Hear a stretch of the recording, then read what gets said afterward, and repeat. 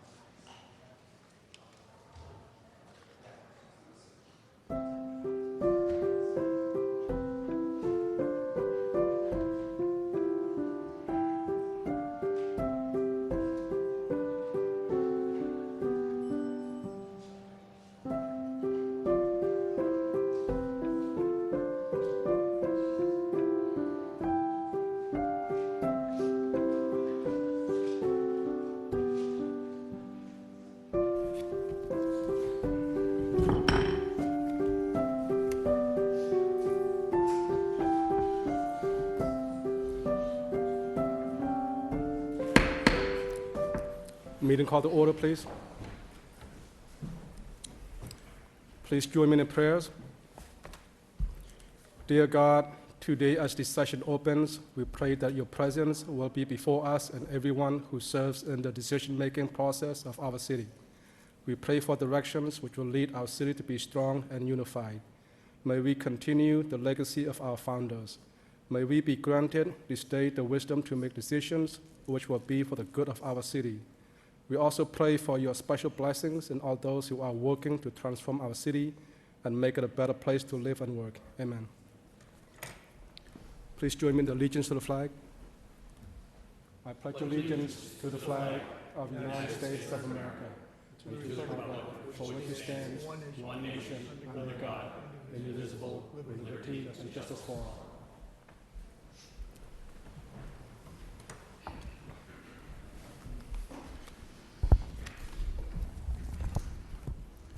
Clerk, roll call, please. Counsel Noon. Here. Counsel Robinson. Here. Counsel Rourke. Here. Counsel Scott. Here. Counsel Yem. Here. Mayor Chow. Here. Counsel Drinkwater. Here. Counsel Gitchia. Here. Counsel Janess. Here. Counsel Leahy. Counsel Mercia. Here. 10 present. Any councilors have any moment of silence? Councilor Mercia. Thank you, Mr. Mayor. I'd like to offer a moment of silence and darken chamber for Sean W. McCarty, passed away after a brief illness. He was born in Lowell. After Sean graduated from Keith Academy in 1961, he went on to study at St. Mary's University in Halifax, Nova Scotia. Although he retired from the state of Massachusetts, he was also proud of his earlier work as a paving contractor, first for Eddie Welch Paving and then for himself at McCarty Brothers Paving Company, and also as a member of the athletic grounds and management crew at Phillips Academy in Andover. Sean was married to Patricia Vaughn McCarty, who predeceased him in 2014. In fact, she was a teacher as well to my children. Sean is survived by his children, Deirdre McCarthy Haley and her husband, Paul Haley, and his son, Sean McCarthy, and his wife, Karen McClure McCarthy. He was a loving grandfather, affectionately called Big Sean, to 6 grandchildren, Sarah, Sydney, and Sean McCarthy, and Ella, Fiona, and Lola Haley. Big Sean enjoyed spending his time following their adventures, making sure that they had deliveries, plenty of gas, and always extra backpack money. He is survived by his loving brothers and sisters, William McCarthy, Wink, Deborah McCarthy Harlan, Marie McCarthy Mosher, Paul McCarthy, and Brian McCarthy. Big Sean also leaves many nieces and nephews and great friends from Lowell, Tingsboro, Seabrook, Florida, Nova Scotia, and beyond, who misses text cards, thrift shop gifts, humor, and quick visits. I thought this was very interesting. To honor his memory, the family encourages friends and other family members to either visit a local thrift shop and look for something special to buy and deliver to a friend, or clip an article from the newspaper and send it in a card to someone who might enjoy it. I thought that was pretty creative, and I'm sure many people are going to do that. I'd like to, may he rest in peace, and our sympathies to his family. I'd also like to offer a moment of silence and darken chamber to all those who have passed on since our last City Council meeting. Thank you. Thank you, Councillor. Any other councillor has a memorials to read? Councillor Drinkwater. Thank you, Mr. Mayor. I'd like to request a moment of silence in darkened chambers for Michael J. Nedishin of Rye, New Hampshire, and Naples, Florida, and formerly of Lowell, Mass. He passed away peacefully November 22nd, 2022 at home with his loving family by his side. Born in Lowell on January 1st, 1939, he was the son of Michael P. Nedishin and Helen Kennedy Nedishin. He went on to St. Peter's Grammar School and graduated in 1957 from Lowell High School, where he played football for Coach Raymond Riddick. He served in the United States Army with the 324th Data Processing Center. He was a realtor and had a Century 21 franchise with his wife. He served on the State and Lowell Board of Realtors and was a president of the board. He worked in the correctional system as a drug and alcohol counselor, and he was a member of the Ancient Order of Hibernians, Lowell Chelmsford Elks, and the Rye Lions. He pursued his college education much later in life, beginning at Middlesex Community College, then his bachelor's degree at Springfield University, and achieved his master's degree at Western New England University. Mike was blessed with 19 years of retirement filled with spending time with his family and friends in both Rye and Naples. He enjoyed the beach, traveling, yard work, playing golf, tending his garden, and riding his bike. He was very proud of his grandchildren and also enjoyed watching them play a variety of sports. Mike is survived and will be greatly missed by his wife, Janet, of more than 60 years, his daughters Mary Beth and her husband Jim Oasis of Andover, Ellen Nedishin, who is a teacher at the Moody School of Lowell, and his 3 grandchildren, Maeve, J. Michael Arthur, and Liam, and the best granddog, Kayla. He also leaves his sister, Arlene Wood, and her husband, Patrick, and brother, William, and his late wife, Patricia. He is survived by many nieces and nephews and dear friends, and may he rest in peace. Mr. Mayor, I also would like to request a moment of silence in darkened chambers for Kelly Elizabeth Arndt Pepin, age 59, a longtime resident of Chelmsford who passed away unexpectedly at Beth Israel Hospital in Boston on Thursday, November 24th, surrounded by loving family. She was the beloved wife of Scott Pepin, with whom she just celebrated 20 years of marriage. She was born in Honolulu, Hawaii on January 30th, 1963, and was the daughter of Barbara Willis Denahan and the late Charles Arndt. Kelly graduated from Chelmsford High School, class of 1981. She then attended New Hampshire College, where she received her bachelor's degree in marketing with the class of 1985.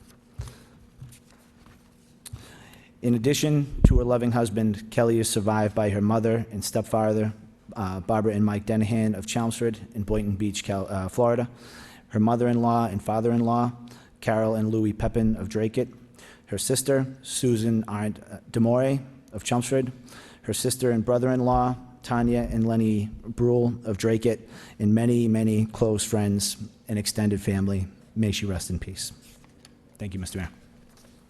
Any other councilors has a moment of silence? I also have a moment of silence, and if there's no objection, I'd like to read from up here.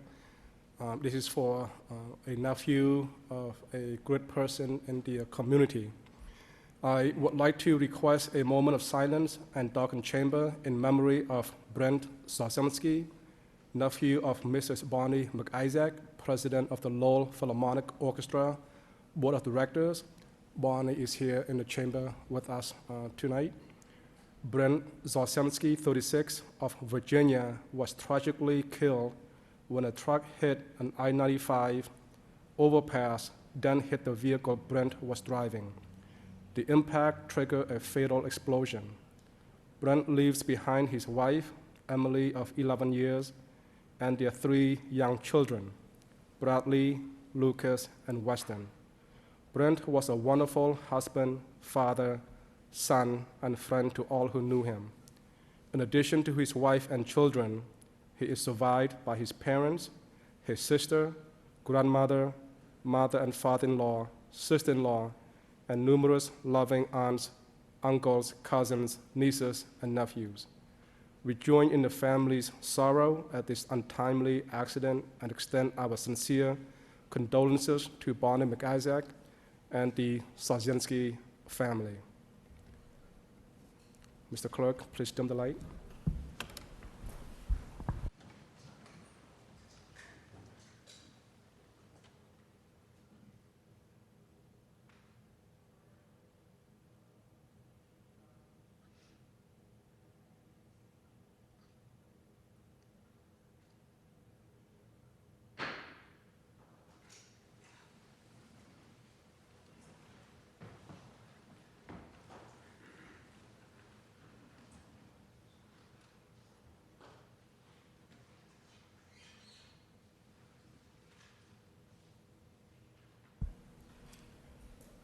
We now will begin with the meeting agenda. We'll start with the mayor's business.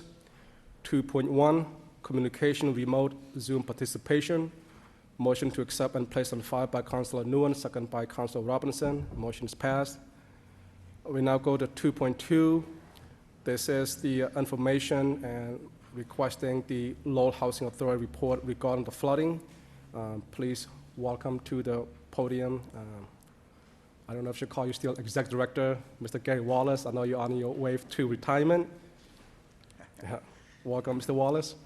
Yeah, Mr. Manager, members of the council, Manager Golden, thank you for this opportunity to come before you tonight to give you an update, status report on the condition of the building and our residents.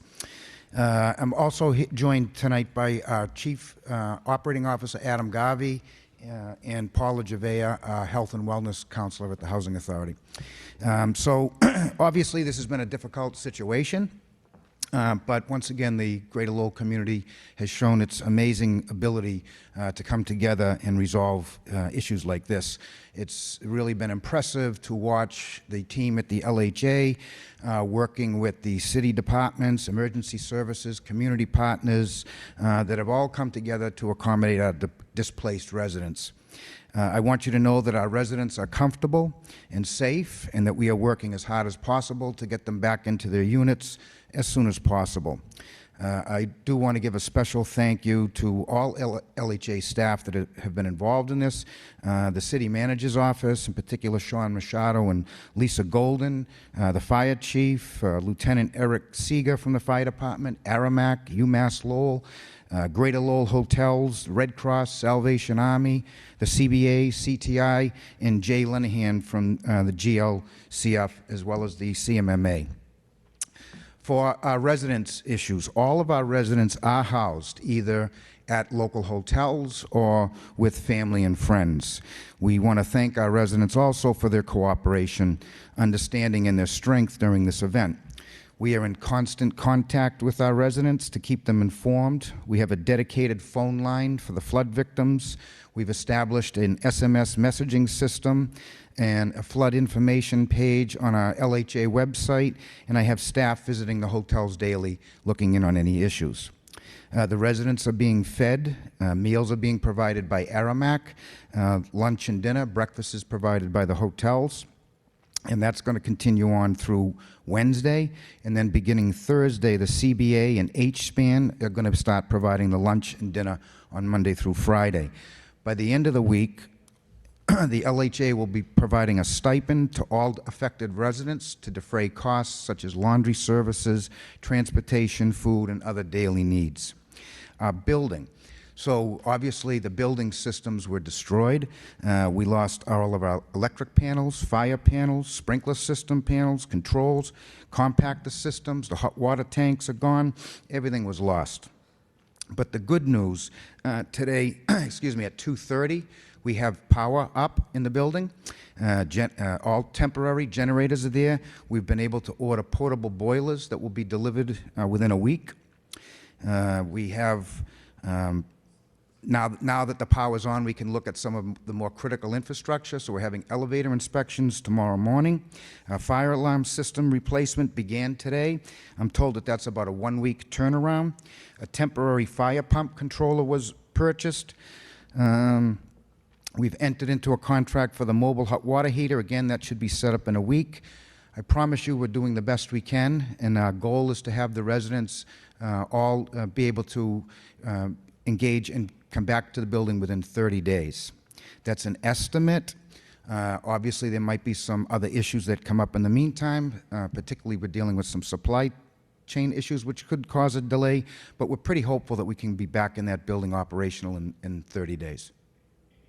We'll continue to keep you in the loop and updated, working with Sean Machado and all of our other stakeholders.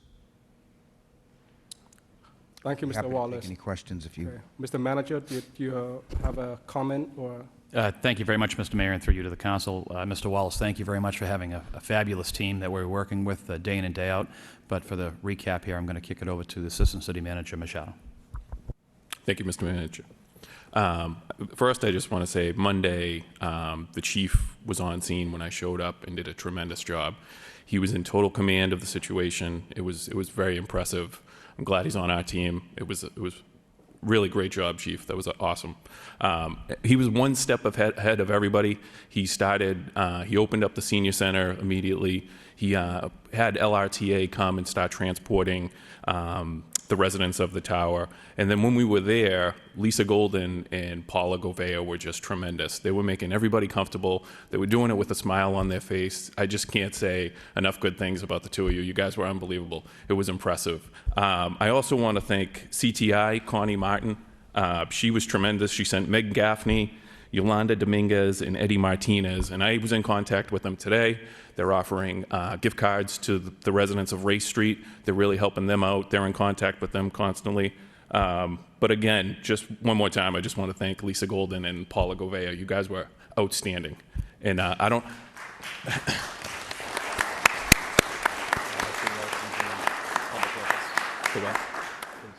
Yeah.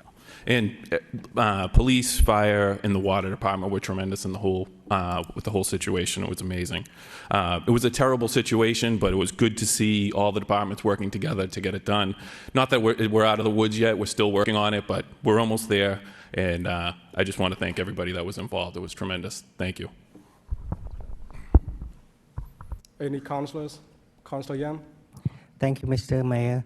I just want to echo what Sean is saying. I appreciate all the city department, the police, the fire, the water department, the DPD. Everybody did a tremendous job along with the staff.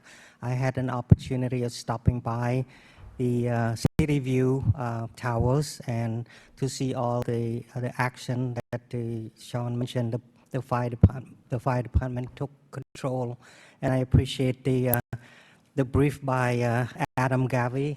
He greeted me at the tower. He kind of gave me an overview. From there, I just stay out of the way so that all the professional personnel doing their job. I just want to commend Mr. Manager and his team for an outstanding job. Also, I just want to let the viewer at home know that Greater Lowell Community Foundation has created a fund called Moody Street Flood Relief Fund. So if you contact Greater Lowell Community Foundation to donate, there is a website that will also serve for people who want to donate and help the resident that affected by the flood. Thank you so much to everyone. Thank you. Councilor Murcia? Thank you, Mr. Mayor. First off, thank you, Mr. Wallace, for coming down and giving us an overview of where we stand right now, where you stand with the residents. Those residents are Lowellians. Those residents are relatives of, they have children, and, you know, we're very concerned about them. So thank you for coming. I'm just so grateful for what we have in the city of Lowell. We do have a lot of problems, but you know what we do have? We have partnerships. And that's when the going gets tough, the tough get going, and that's just what happened here. It was an emergency, a tragedy, and people pulled together and did their part. And I'm very, very proud of our water department, our city employees, our police, fire, rescue team. Everybody came together and helped out the health department, and now we see that Jay Lenehan helped, as well as Coalition for a Better Acre and Young Ju Choi. You know, everybody came together, the senior center staff. So we're very grateful. We saw a great team pull together. Who would have known that this was going to happen? And we don't intend for any tragedies, but when things happen, people deliver. And I'm just so proud of everybody. Thank you to everybody that pulled their weight. Thank you. Councilor Kishia? Thank you, Mayor Chow. As we talk about emergencies in public safety, we have to talk about police and fire, as everybody knows, but the DPW is a major part of all public safety. It's a third arm to public safety, and a lot of times they don't get the recognition they deserve. When people are running out of disasters, they're usually running into them. And when you look at what that water department did, and people will say the damage, well, that's what happens when you're pumping water through mechanical pumps. And at the same time as they're trying to shut in stuff, old systems break, even new systems break. So it takes time to repair, and it can get frustrating, it gets tiring, especially for them in the workforce.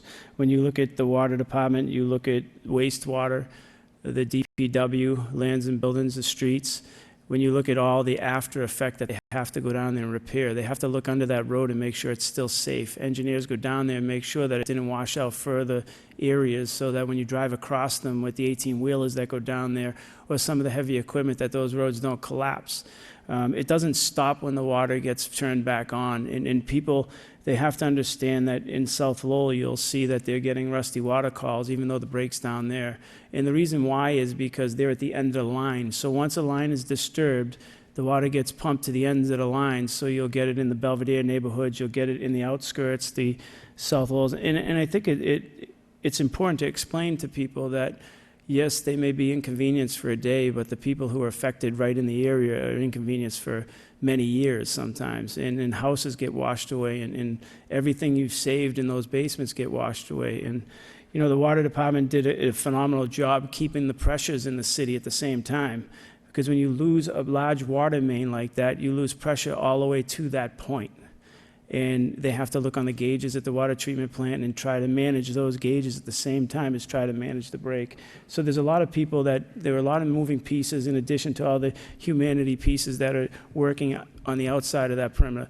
And I'd be amiss if I didn't thank Assistant City Manager Machado for his hard work. He was down there. Manager Golden was down there, yourself.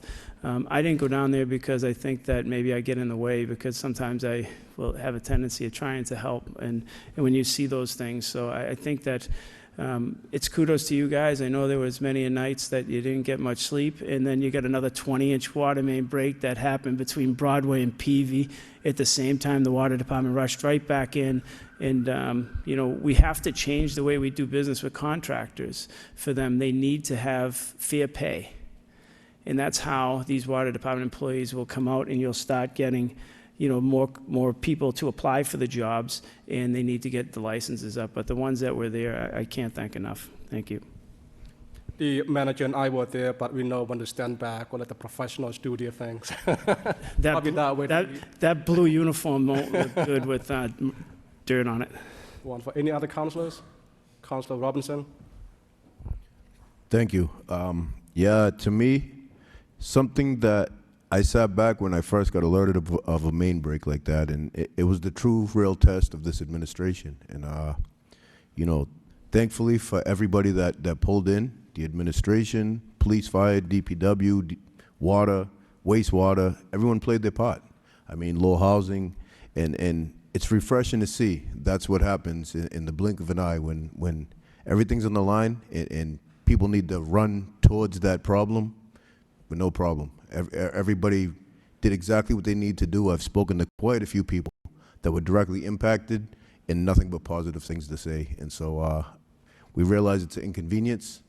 There are some that are still in need of some items. I believe the Wish Foundation is hosting some kind of drive that you can do through Amazon and other websites. You can look up on my social media, and I'll share with anybody as well. And maybe the city would be willing to push out that information to the public as well. But 30 days out, that's pretty good for the amount of damage that has been done for a building like that. So, I mean, barring any supply chain issues, I think that's one of the stories for the ages. So thank you very much, everyone involved. Councilor Nguyen? Thank you, Mr. Mayor. I just want to echo everyone about the team, the LHA team and the City of Lowell team. They've done a great job in responding to this recent incident. Shortly after, I know that the non-governmental agencies, some have been mentioned, CTI, CBA, and so many others, volunteers, low little crews and UTEC and so on and so forth, came in. They had a Zoom meeting, I would say at least 2-3 dozen of organizations talking about how can we help. The fund, GoFundMe, set up by the Great Lowell Foundation, Jay Linehan, but also there's going to be a fundraising as well as a number of coordinating effort in terms of how people can get item like brush, toothbrush, and so on and so forth. The contact person, I believe, for this non-governmental agency will be Yong Chiu, the CBA directors, who has been working with other nonprofits to help those in need. As the directors of Lowell Housing Authority, Mr. Wallace indicated that starting tomorrow, the food deliveries and all that being coordinated by CBA and a number of nonprofit, which is great to see that Lowell come together when needed. And so this is a lesson learned, and if anything, this is not at the scale of the oil and gas incident, but somewhat when you have almost over 100 residents who are displaced and quickly displaced, and that's a lesson learned and how we can coordinate it between the government and the non-government agency. We certainly can do a better job in terms of not just respond to those crises and do a great job at it, but also involving coordinating with this nonprofit agency to make sure that services provided to either be and go to the appointment and so on and so forth. So thank you, Mr. Mayor. Councilor Janess. Thank you, Mr. Mayor.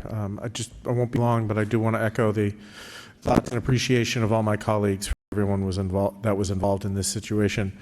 I often say that Lowell is the biggest small town I've ever lived in, and this is what I mean. Whenever something challenges the city of Lowell, everyone pitches in.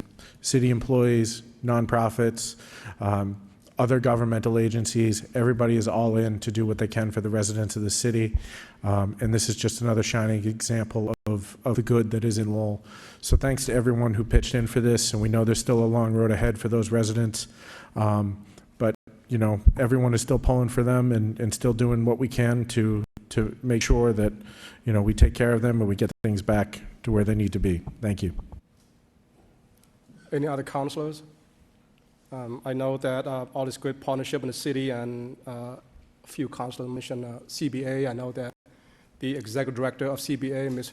Yun Ju Choi, is here as well. You want to make any comment on this point? Are you okay?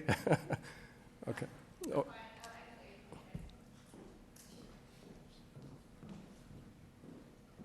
Thank you. I actually just want to mention that there is going to be a fundraiser. Cobblestone actually said that they can provide a space for us next Thursday. So we don't have a flyer or any information, but it's going to be next Thursday night, probably 6 to 8. So I'll get the information out, and if everyone can share that information, that'll be great. We are looking for some volunteers to help deliver foods, and we're going to be working with other organizations.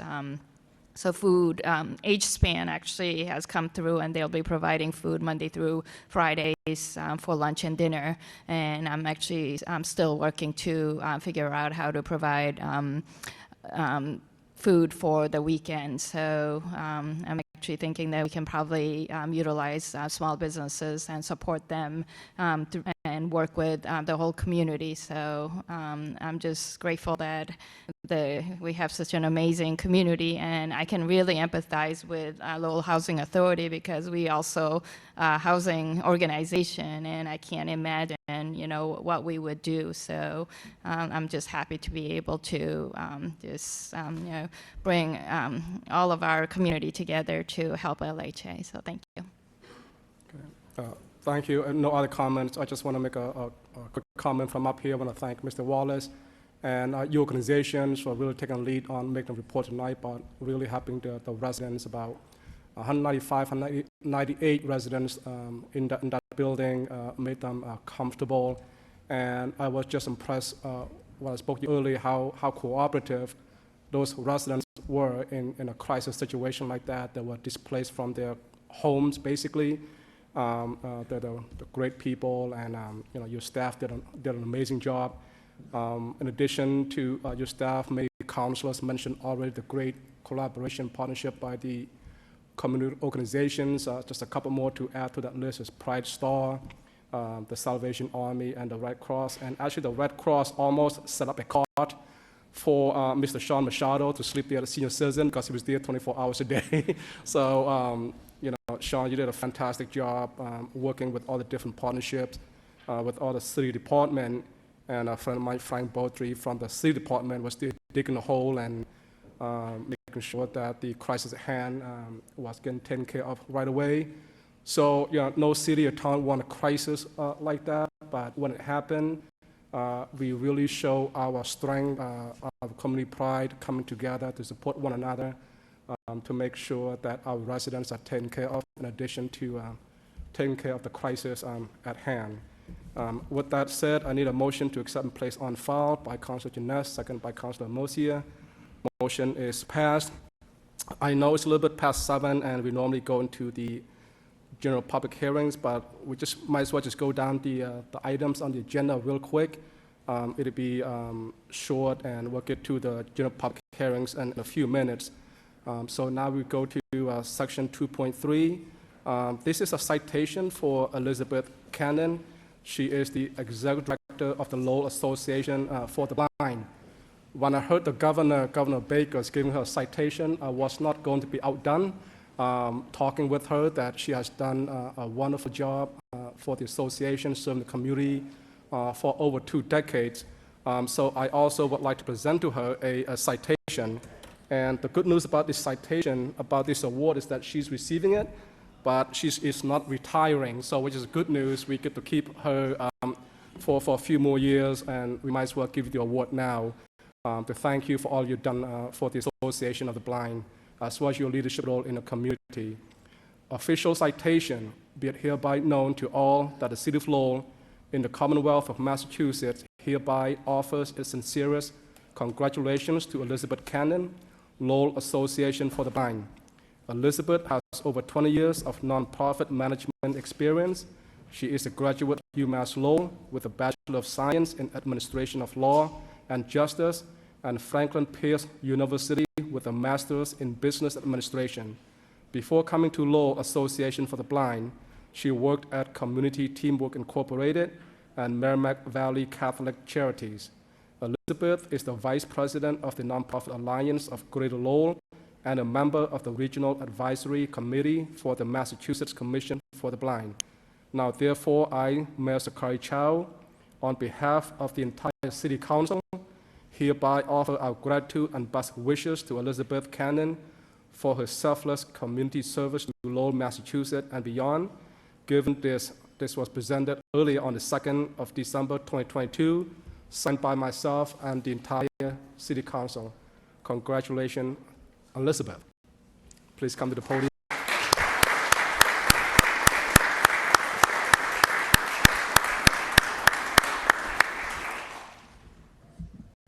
Mayor Chow, councilors, and Manager Golden, thank you very much for the proclamation. I would like to thank Mayor Chow for attending the International Day of Persons with Disabilities event sponsored by the Massachusetts Commission for the Blind last Friday.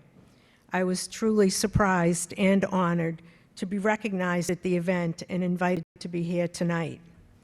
I'd like to acknowledge my board members, 3 of my board members from Lowell Association for the Blind, and my husband who are here with me tonight. Let you know that Lowell Association for the Blind will be celebrating our 100th years of service in 2023, and we couldn't do it without the support of so many, including board, staff, volunteers, and donors. I will leave you with a quick quote from Helen Keller: "Alone we can do so little, together we can do so much." Obviously, with the discussion of the previous, with the flooding situation, that also applies. Thank you again, and happy holidays. Thank you.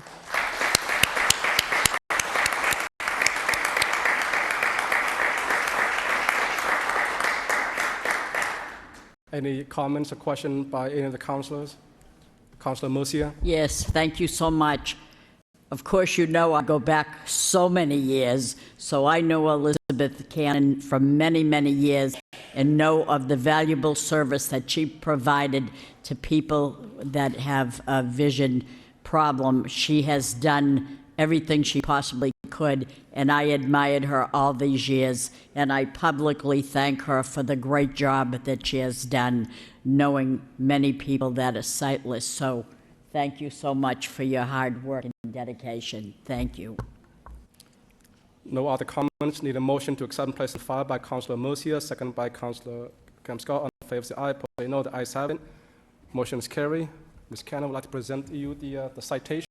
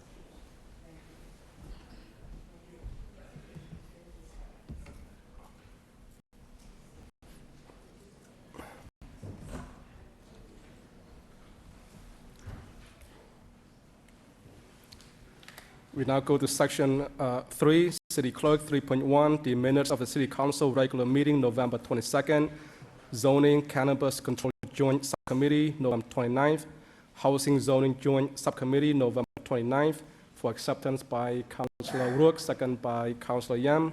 All in favor say aye, opposed say no. The ayes have it, motion is carried. We now take up the item that you normally take up at 7 o'clock. It's the general public hearings. We start with 4.1, a vote to adopt MRF, vote fiscal year 23, give second reading. This section is now open to all those in favor. Open to all those in favor. Mr. Clerk, anybody wishes to speak? No, no need to register in the public hearing. Okay. Hearing none. Oh, stop there. Okay, I'm sorry. Go ahead. I was looking at my paper, please. Oh, yep. Good evening, Mr. Mayor and members of the council. I'm Ellen Brito, the Chief Assessor for the City of Lowell. And I just want to, point out that tonight's hearing is for the City Council to adopt the minimum residential factor. So there's two ways to allocate the tax levy for the City of Lowell. We could have a uniform rate where all residents, all property owners, residential, commercial, industrial, personal property would pay a flat rate. We estimate that rate, that would be called a uniform rate, and that would be at $13.92. Or the City Council can adopt tonight the minimum residential factor, which shifts the burden of taxation from the residential to the commercial properties. That shift by mass law is up to 175%. So residential property taxpayers would pay an estimated $12.42 per 1,000, and your commercial, industrial, and personal property would pay $24.37. So tonight's vote isn't on the tax rate, it's whether or not to split the tax levy and allocate it amongst the property classes for the city. And so that's what you're doing tonight, whether or not to shift. While I have you here, and I always like to do my little bit about assessing because there's people out listening and they might have seen this, the product that was put out to the City Council. When we talk about assessments and you saw that overall residential class went up 11%, we don't in assessing take a factor and apply it across the board to all the properties in the city. We are required by state law to assess at market value. We use 2021 sales to establish the values of all properties in the city for this year, for fiscal 23. So, if you have a CAPE at one part of the city of Lowell and a CAPE in the other part of the city of Lowell, they're not going to have changed in value the same percentage. So everybody's, everybody is by law at market value. We were certified by the state the beginning of November, and that's why we're here tonight, so that we can wrap up this wonderful tax, this classification piece. So thank you. Thank you. Anybody's here to speak in favor? Not your council. Anybody speaking in favor? The portion is now closed. Now open to all those who oppose. This section now is open to all who oppose. The section is now closed. Any councilor has comments or questions? Councilor Yam? Thank you, Mr. Mayor, and thanks for the report. And I read through, and I'm in favor of adopting the new form of taxation instead of uniform, because it's shift the burden not on to the residents, but apply to different commercials, CIP, right, ma'am? We call it, right? A commercial, and so I think this is a fair assessment, and I'm for one in favor of adopting this new taxation. Thank you, Mr. Mayor. Any other comments or question? No comments or question. Now we need a motion to adopt. There are comments. There are comments. Yeah, Oh, no, I was just going to move to approve. Okay.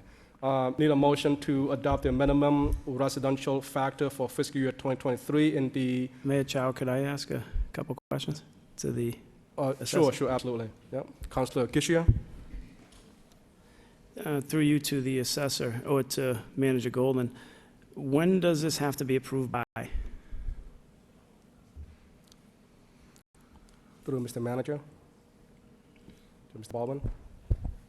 Thank you, Mr. Mayor. This is the date that we set for the classification hearing. This is a component that must happen before we're able to certify the tax rate by the Department of Revenue. So tonight is the night that we advertise the public hearing, or the classification hearing.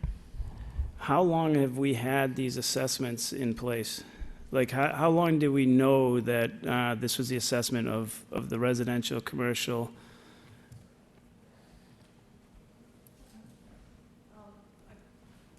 Want to say it was the third week of November that we had the final values certified by the state. So it's a year-long process for us to get those values certified. You know, we can't start setting those values till all the new growth is collected and that analysis takes place. So once that occurs, all of our values are submitted to the state for approval.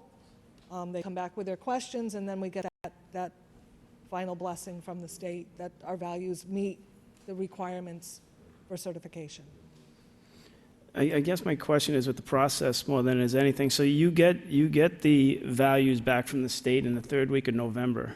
Why do we have to push it so fast to set it? Or is there a way that it can be given to us a lot earlier so that we could go to finance subcommittees and actually vet these things before they come? Because quite frankly, being given this on a Friday when City Hall's closed, and then we have Saturday it's closed, Sunday it's closed, we have Monday where all of us work, and then we're trying to run through numbers and trying to figure out everything in between. And so I guess some of these answers we would like to, at least on my opinion, is seeing this earlier and having more time to digest this so you could have more conversation with people who are involved would be better.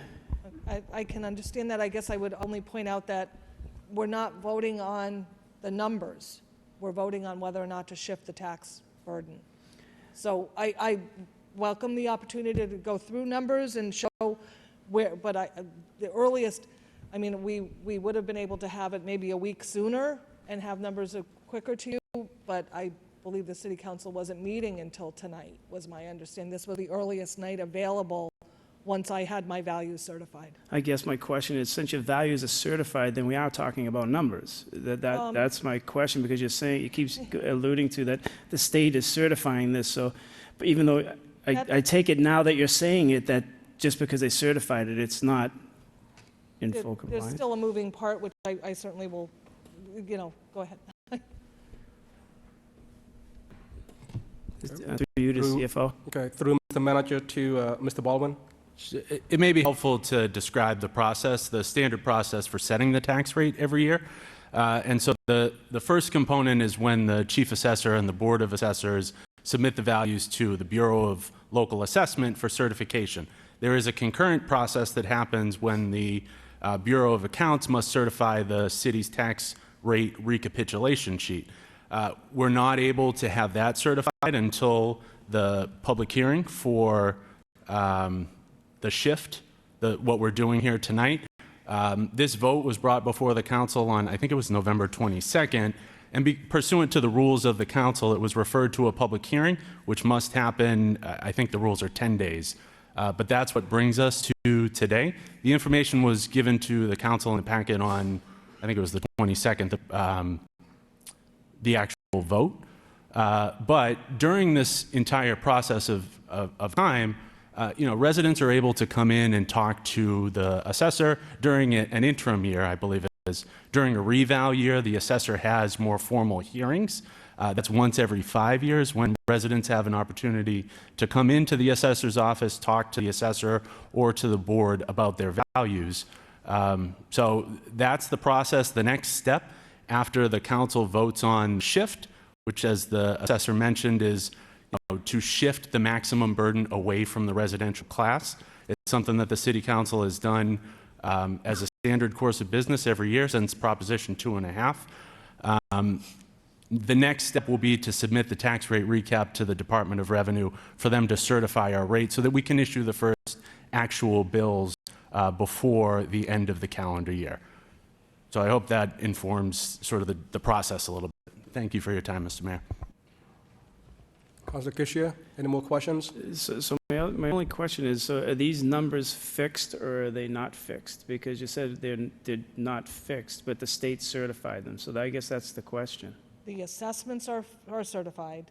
The tax rate still, the tax recapitulation sheets still need to go through the Department of Revenue process to have final tax rates approved but that's not done until we have a split, an adoption from this body. So could these that- numbers move up? They can move up or down, probably by pennies. We try not to put out things that are, but they will adjust. There's a rounding that goes when you're creating 28,000 tax bills. So to have them round to a penny, they can go up or down based on that. But we will be as close to this as we can. But it is an estimate. Okay, thank you. Okay, you're welcome. You all said, Councilor Gishia. Any other comments or questions by any other councilors? Move to approve. Thank you. You have a question, Councilor? You move to move. Motion to move? Question. A question, Councilor Nguyen. Thank you, Mr. Mayor. Through you, Mr. Mayor, to the CFO. My understanding that the residential taxes has already been set, right? 5.5, that increase. Is that correct? Mr. Baldwin? That is correct, Counselor. So this is the second part of a two-part process for funding the budget in the year. The first is the vote that the council takes in the spring on the appropriations. That sets the budget and the increase in the levy. This component is just the shift and allows us to submit the tax rate recap to the Department of Revenue. So yes.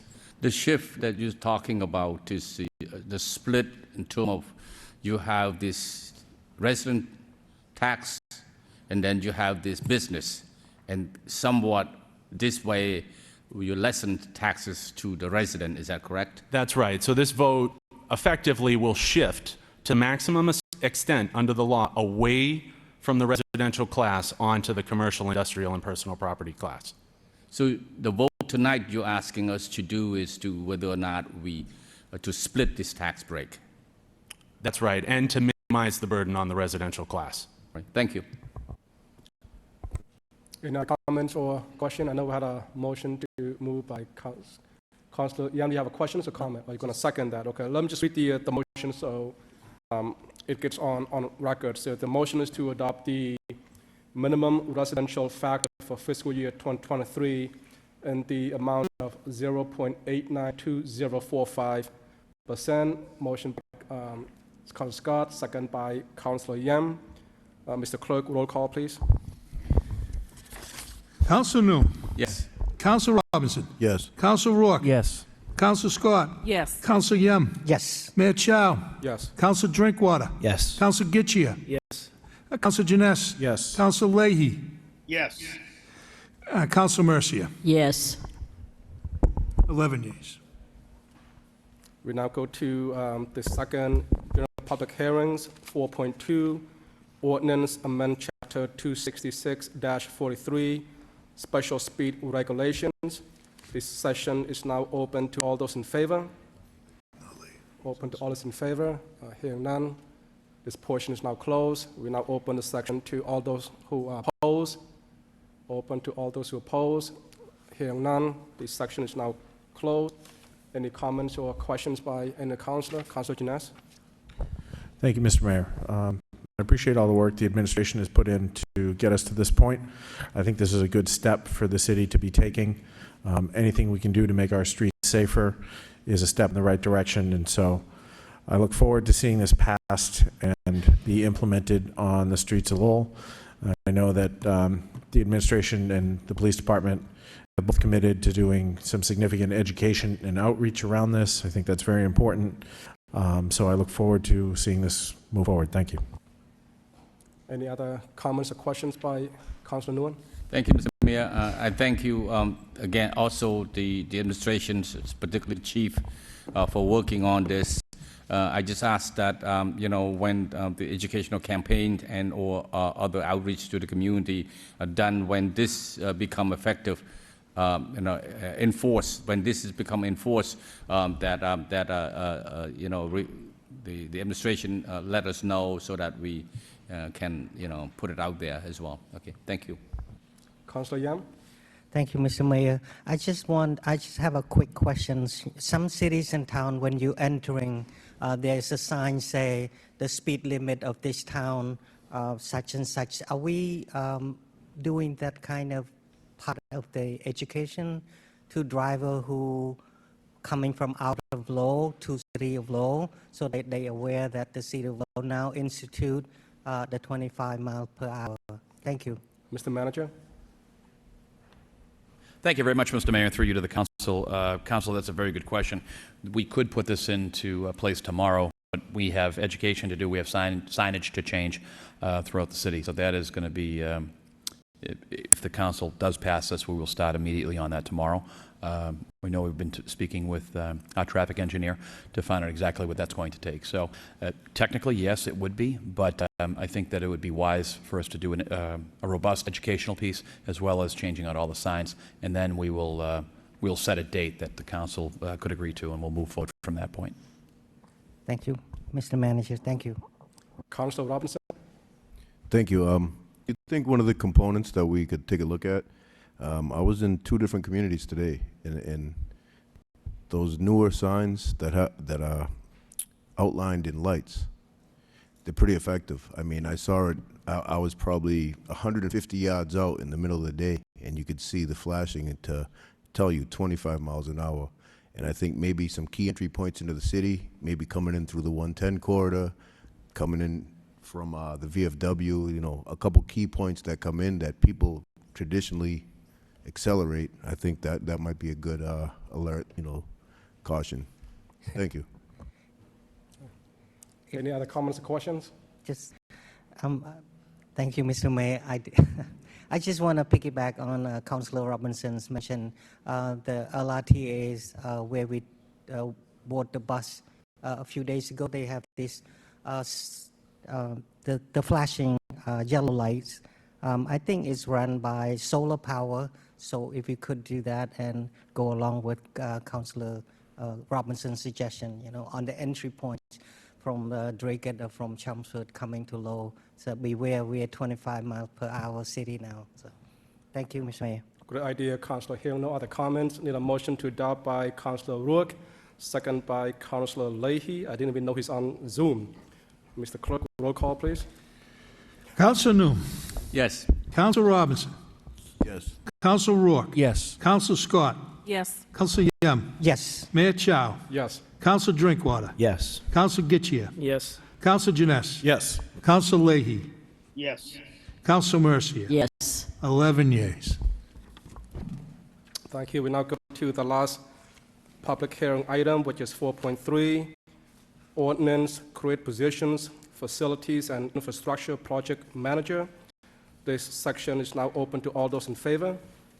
Open to all those in favor. Hearing none. This portion is now closed. Now open to all those who oppose. Open to all those opposed. Hearing none. This portion is now closed. Any comments or questions by any councilors? Councilor Gishia? Through you to the manager. Back on May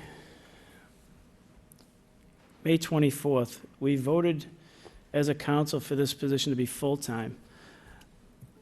Is there a savings by going to part-time? And that's why we switched the reasoning to part-time? Because as I looked at it, I'm just saying, you know, as back on May 24th, it was before this council was a full-time, and now we're at a part-time. So is there a savings in maybe the medical that makes this advantageous with the vacation time and everything else? Mr. Manager? Thank you very much, Mr. Mayor. Through you to the council. Councilor, at that point in time, when we did put it out, we quite frankly didn't receive any acceptable applications at that time. Since then, we've run into an individual that has worked here for the city, and we believe that person would be a good fit, but just strictly on the part-time basis. And what would they manage? Would they manage, like, because the school department's trying to put modulars on the back of the Rogers School, I believe. Is that what they'll manage, those projects, the HVAC projects? What would this position actually manage? Mr. Manager? Mr. Mayor, through you to the council, all of those and more. The accelerator repair that we have going on right now with the MSBA, some of the projects that we have going on here in City Hall, as well as we've been looking at the fire departments. So really, I think it's going to be an opportunity to really get a robust project manager that's working, you know, directly from, I'm going to say, the city manager's office, to start attacking some of these projects that we wanted to knock off our list. So, and this is a good piece to segue into, is so the state would, over a certain threshold, requires an OPM on each position if you go out. Will we be seeking waivers of the OPM and using this position as our own OPM? Because you can do that through the state, and this could save us thousands and thousands of dollars if we do that on our end and say, look, you know what, this is manageable within our system. We don't have to go out to bid, and it would take a shorter time to get these things out and actually working. Would we be putting in waivers for the OPM piece of the procurement applications? Mr. Mayor, through you to the council, that is correct. We would do everything that the person would be comfortable with as much as we can. And if that waiver was given, obviously, we would continue to move forward. So that is correct. Sir. That is correct, Council. So the potential is to save a lot more than the value of this creation of this position through the waiver of the OPM on the procurement side. That would be our hope. Yes, Councilor. Thank you. Councilor Janess? Thank you, Mr. Mayor. Through you to the city manager, I just had a quick question about the wage listed. It seems to be fixed at $70 an hour. Most of the other ordinances that we've approved, that this council has approved, comes through with a range seemingly to be on the city's salary grid. Will this position be on the salary grid? Is there a range? I'm just looking for a little clarification around that fixed number. Thank you. Mr. Manager? Thank you very much, Mr. Mayor, and through you to the council. It's a part-time position, and that's where anytime we put out any part-time positions, I can't compare a lifeguard to this particular position, but it's usually a fixed rate. Any other comments or questions by any of the councilors? Now I need a motion to adopt by Councilor Drinkwater, second by Councilor Rourke. Mr. Clerk, roll call, please.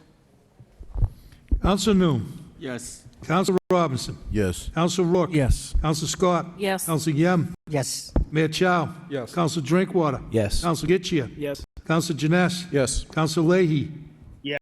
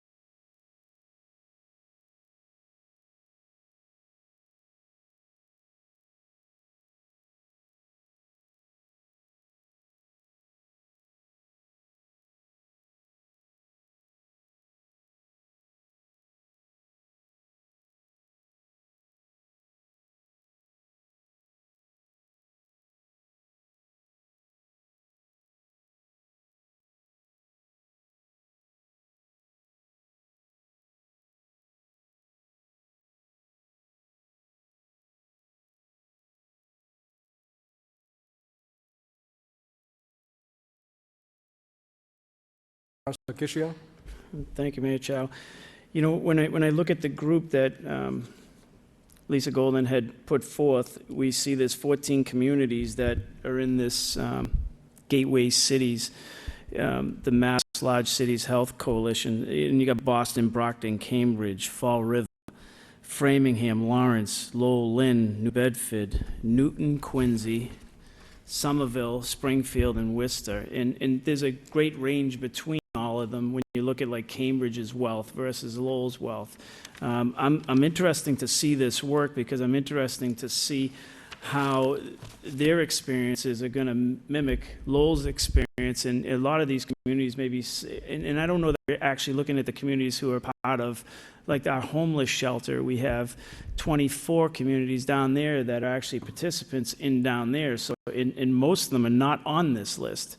So I think that getting them in the conversation is a key driver too. But this piece is interesting because it actually uses state resources to put them together, and that's where the funding sources come from to try to separate some of these discussions. I'm very interested in seeing how this is going to work, but I think that we need to get into our other communities that are very close to us and try to get them in the conversation also, where we got Tewksbury right here, and we have a lot of land out there, and we look at these places that we're landlocked for a lot of these social services, and we need people to start stepping up. And I would love to hear what Cambridge and Somerville and those places have to say on how they're handling this issue.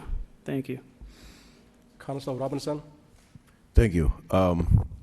First, yes, I'd like to say thank you for this response. I hope this is just an initial thought, initial first step, because ultimately, I think if we host a summit in Lowell, I think absolutely the Large Cities Health Coalition should take part. I think all the stakeholders that are in our community, in surrounding communities that are in the trenches with this, should take part in this conversation.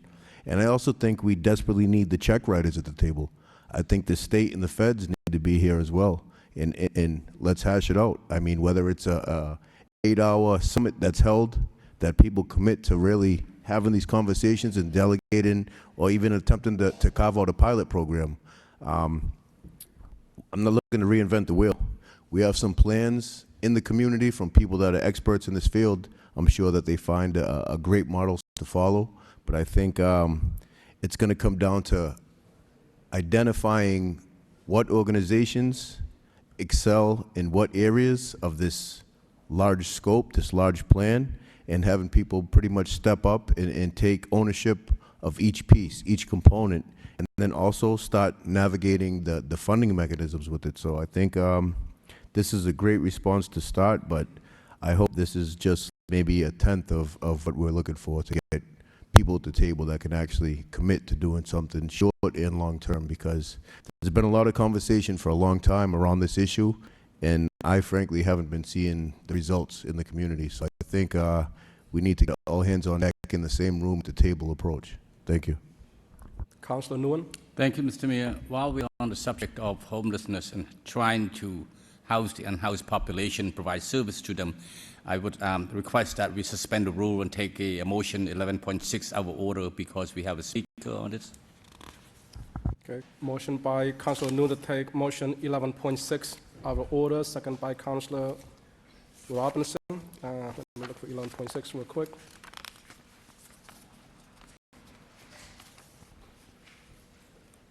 Motion 11.6 is Councilor Nguyen who requests city manager have appropriate department work with volunteers to raise approximately $7,000 to acquire and erect a demonstration cabin to show what can be done to shelter the unhoused during severe winter weather.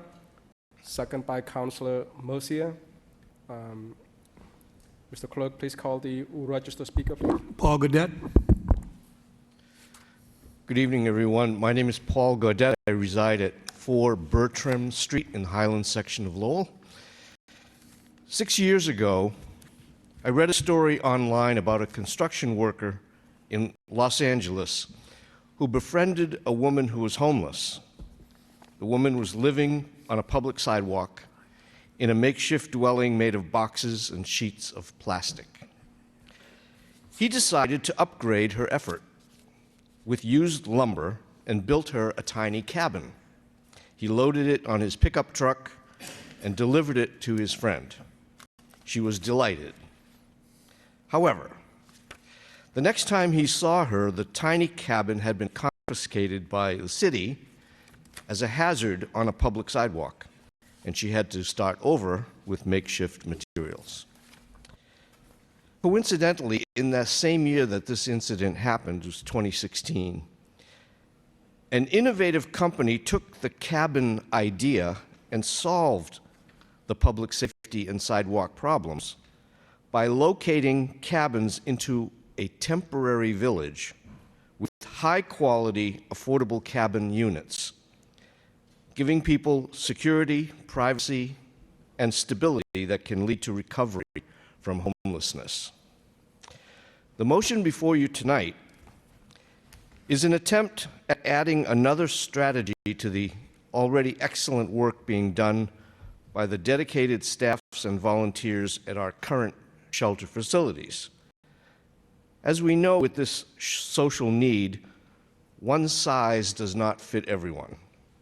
We need it all. Family shelters, overnight hotel rooms, single room occupancy, feeding programs, used clothing projects, long-term creative zoning, and new affordable housing. I believe the pallet cabin village concept is a promising component for our area, and that it could happen here in our area perhaps within a year's time. Meanwhile, the current programs are keeping people alive in the face of another dreaded winter season. These shelters are doing God's work, and they deserve the support of the whole community. But there is this new company called Pallet Shelters. They manufacture these cabins. They're located in Washington State, and it's a public benefit corporation. It employs people who are engaged in recovery of one kind or another, from homelessness, from substance use disorder, or from the criminal justice system, giving these people jobs. Pallet Shelters provides job training, support services, decent wages, and other benefits. I think it's a good company. And now the practical matters. The motion tonight is to purchase one basic cabin using donated funds and set it up in a prominent public space so the public can see the potential firsthand. A basic pallet cabin can accommodate up to 2 persons with a system of folding bunk beds with mattresses, locking doors and windows, a 9-foot vaulted ceiling, smoke detector and fire extinguisher, and electric heating and cooling powered by a generator or solar panels or municipal electric supply. The prefabricated panels are flat packed for shipping and can be assembled with minimal tools in under 1 hour. The cabin can also be easily disassembled for flat storage or relocation. The cabin is part of a larger vision for immediate temporary housing, which is the village concept.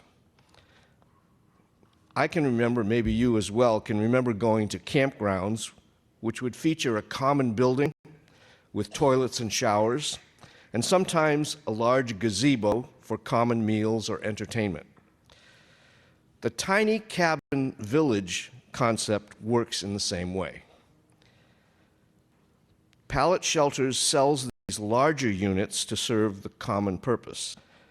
They have one unit called the community room, which measures 400 square feet or larger, provides a place for meals, for socializing, and for meeting, for example, with social service providers. The bathroom unit has 2 separate complete bathrooms, each with a shower, a toilet, and a sink. Boston has opened a pallet village about 1 year ago with 18 cabins and accompanying large buildings on the grounds of Shattuck Hospital in Jamaica Plain. It's the first such village in the Northeast. Most of these villages around the country are located on the West Coast.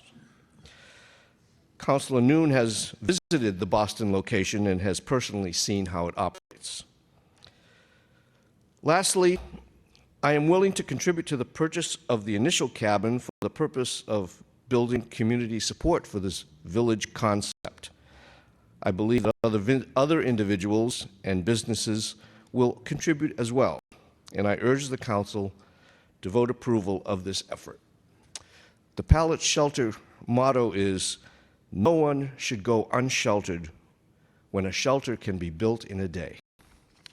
Thank you.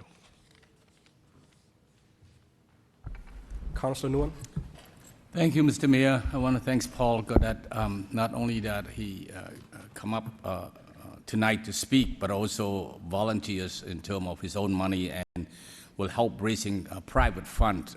I think setting one cabin outside the city hall is a good way to educate the public, how this work, how this first step solution toward addressing the homeless situation until social service can provide help for the unhoused population. Look, Shattuck Hospital ground in Boston done it. They even have better, they call it community cabin, and they provide service, not just provide housing for making sure that people shelters, but also a warm place, but also service, either be mental health and detox. We can do something like this, and first of all, just to set up one, and not pay for the taxpayer, by the taxpayer, pay for by raising private fund to do it, to show the public that this is what the cabin look like, and this is what we can do as a community to respond to this crisis.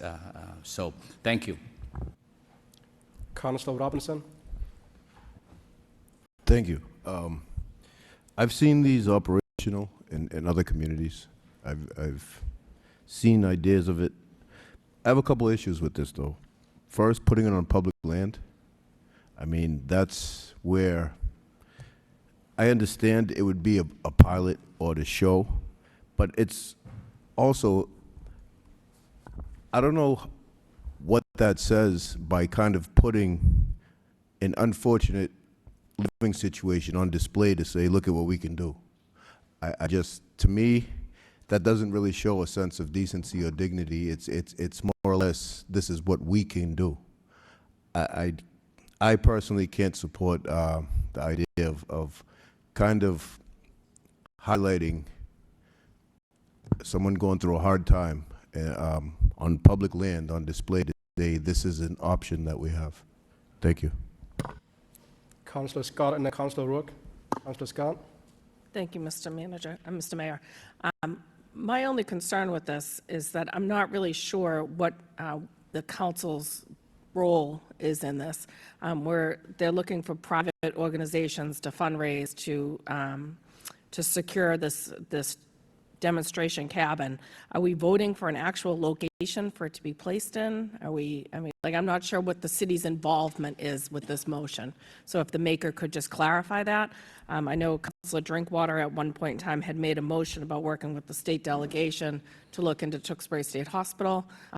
If that's, what we're considering, I'm not really sure what the end game is for this model with the city's involvement. Thank you. Councilor Nguyen, would you like to clarify that? Thank you, Mr. Mayor. Thank you, Councilor Scott and Councilor Robinson concerned. The motion is not asking for that the cabin be placed in, when if we were to build one, if successful, and that we're going to build in the public place. The motion is basically to say, look, there's been a concern about the cabin, right? This is more like a demonstration to say this is what the cabin look like. This is where it has heat. It has all this needed to be not a big house, of course. We would rather have them live in an apartment, but they can't afford the apartment. So in lieu of that, instead of being out there in the element, cold weather, out there freeze to death, at least you have a place where you have heat, you have all this other needed in this cabin. The idea is just to lessen the fear that, what are you talking about? Cabin? Cabin in the community? This cabin may not be placed in Lowell.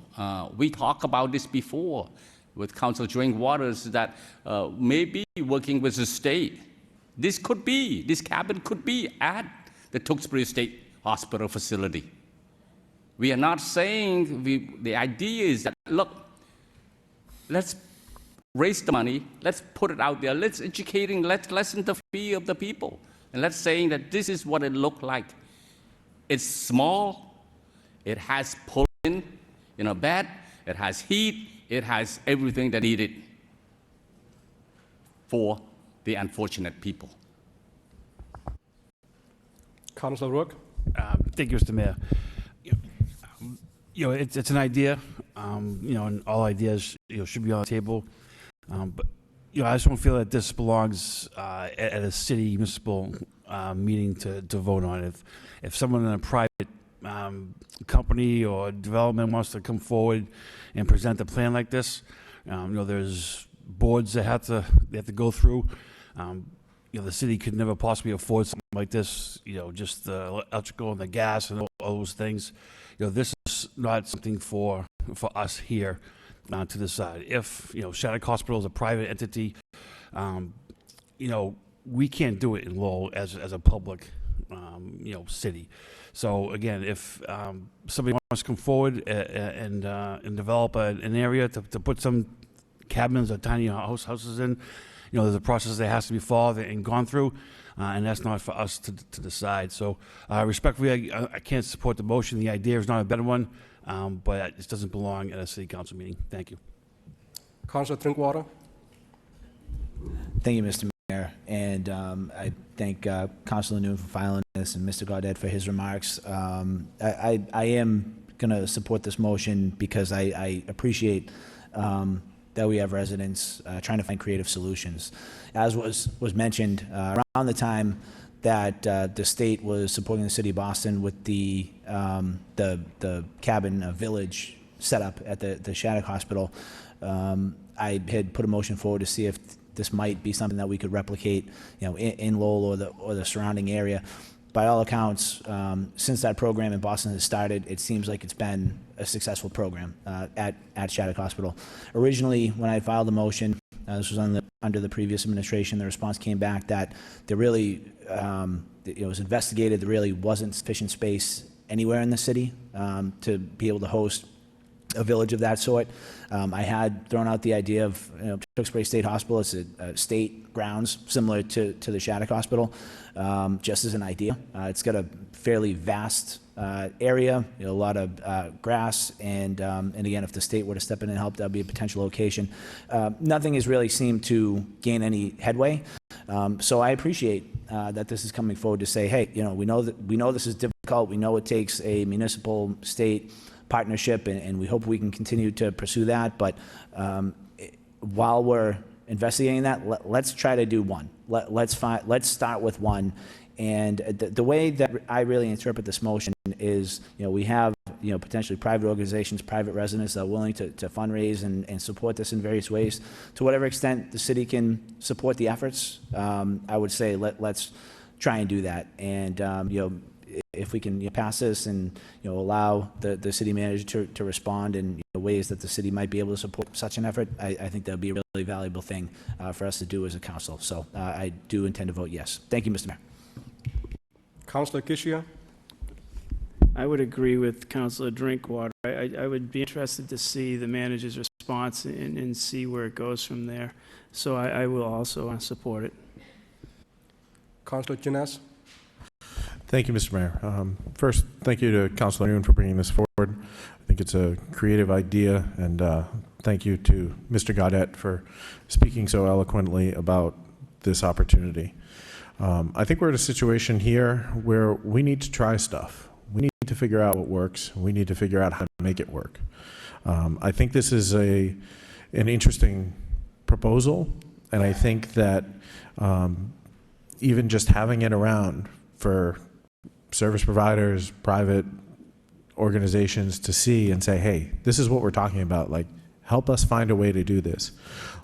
We know that the city isn't going to be able to do it on its own. Lowell is a city of partnerships. We've got a private resident here willing to chip in and be a foundational part of a partnership. Mr. Gaudet obviously doesn't have the funds to do this himself. He probably doesn't have the land to do it himself. Neither does the city. But by putting ourselves out there and saying, we're looking for help, regardless of who that comes from, to do something like this, I think it's a good step forward. And I don't think that the intent is to have anyone living in this demonstration cabin right off the bat, I believe. It's just to show the cabin off. And I think, if we have people who want to step up and help us do this, I see no problem with us, chipping in and, supporting the residents. Thank you. Any other comments or questions by any councilors?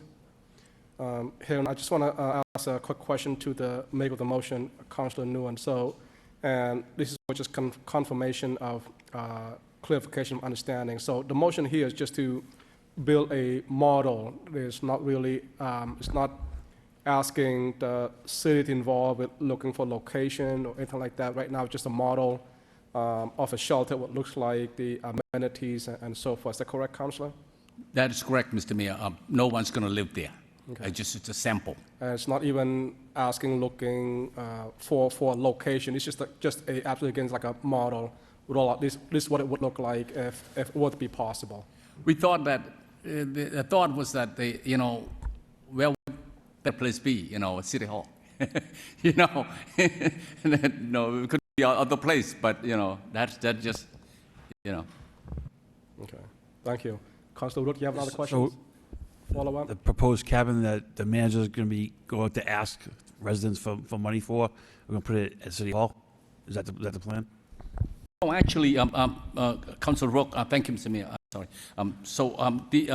Paul Goddard, the speakers just spoke. He's in. I will be more than willing to be part of him to have a team raising money. The manager is not going to be telling the resident of Lowell to donate to this endeavor. Councilor Robinson? So this motion is to have the city manager work with the appropriate department to raise the 7,000 Right. with private funds, correct? And then my question is, once the 7,000 and they acquire this demonstration cabin, where is it going to be demonstrated? Are we looking to do this on public land? Like, that's what I was asking earlier, because initially it seemed like they wanted to do a demo model with people living in there to see what it was like, and if it was successful, maybe expand on it. Now it's nobody's going to live in there. It's going to be private funded, private raised, and where is this demonstration going to take place? Thank you, Mayor. To Councilor Robinson, the reason when you have people live there, the public cannot go in and see it, right? That's not the idea to have someone live there. The idea is just a demonstration. People can go in, the public can go in and see what it's like. Simply that. Okay. Thank you, Councilor. Through Mr. Mayor, though, don't they do 360-degree tours on the website for the manufacturer? Like, I mean, I don't understand. This is a $7,000 model that we don't know where we're going to display. I mean, couldn't we just do a presentation of what this model looks like and show it is one option in the community? I mean, I don't see where the need to acquire a $7,000 model that we don't even have a place to demonstrate it is going. Councilor Nguyen. Thank you, Mr. Mayor. Look, we all been talking about homeless and how we can address this issue for years, right? So we have to start thinking outside the box here. This is not funded by taxpayer. This cabin is a demonstration to educate the public of what cabin look like. And if it work, then we work with other to raise that money. But we have Paul Goddard already, and I'm sure other two will join him in raising that money, do an event. Not managers, not just maybe the developmental service, permit and stuff like that. Just the demonstration. Thank you. Councilor Murcia? Yes, thank you, Mr. Mayor. I asked some time ago, numerous times, if we could find a way to have discussion, to be creative, to try to help with this problem. And I know that land in Lowell is scarce. I understand that. And I know that the taxpayers are burdened enough, but this is an innovative idea. And it isn't really anything new, but it's new because it was just brought up to the council. But I actually did read about a program like this not too far away, and they made all little houses miniature little houses for people that are homeless to acquire and take care of and try to give them a little bit of dignity. And I know there's a lot of questions here, but it's a start. I will support it. I don't have a problem with just, trying to do something. Then we can get more discussion and try to figure out a way to make it work here. Make it work at Tewksbury Hospital. Make it work in some type of spot where we could house people that otherwise wouldn't be in shelter. That's all he's asking. I don't have a problem with that. Great. Thank you, Councillor Sowell. We're going to move to a vote just for clarification for out there. This motion is really just to ask to build a model shelter for exhibition purpose. And we're not talking about location or where to put it. I would ask the city manager to work with the maker of the motion and any other interested party when after raising the money to see where it can be placed for exhibition. That's my comment on that. At this point, I'm going to ask Mr. Clerk to do a roll call, please. Counsel Noon. Yes. Counsel Robinson. Yes. Counsel Rourke. No. Counsel Scott. Yes. Counsel Yem. Yes. Mayor Chow. Yes. Counsel Drinkwater. Yes. Counsel Getchia. Yes. Counsel Janess. Yes. Counsel Leahy. Yes. Counsel Mercia. Yes. 10 yeas. We taken up that motion out of order, it's been voted. We now go back to where we left off in the motion response. I know we talked about item A still was on a homelessness summit, and Mr. Manager might have a comment earlier. Is that has passed now? Okay, Mr. Manager, please.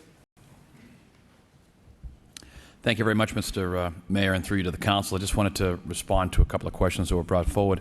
On Friday, I did take the opportunity to meet with the Greater Lowell delegation, Representative Gary, Representative Arciero, Representative Howard, Representative Mom's office, and Representative-elect Elliott, as well as Representative Arciero. I apologize about that. We're talking about the homeless piece, so that is happening, and we are in the process of setting up a meeting with the Executive Office of Housing, Economic and Housing Development. So hopefully that will end up happening before the end of December.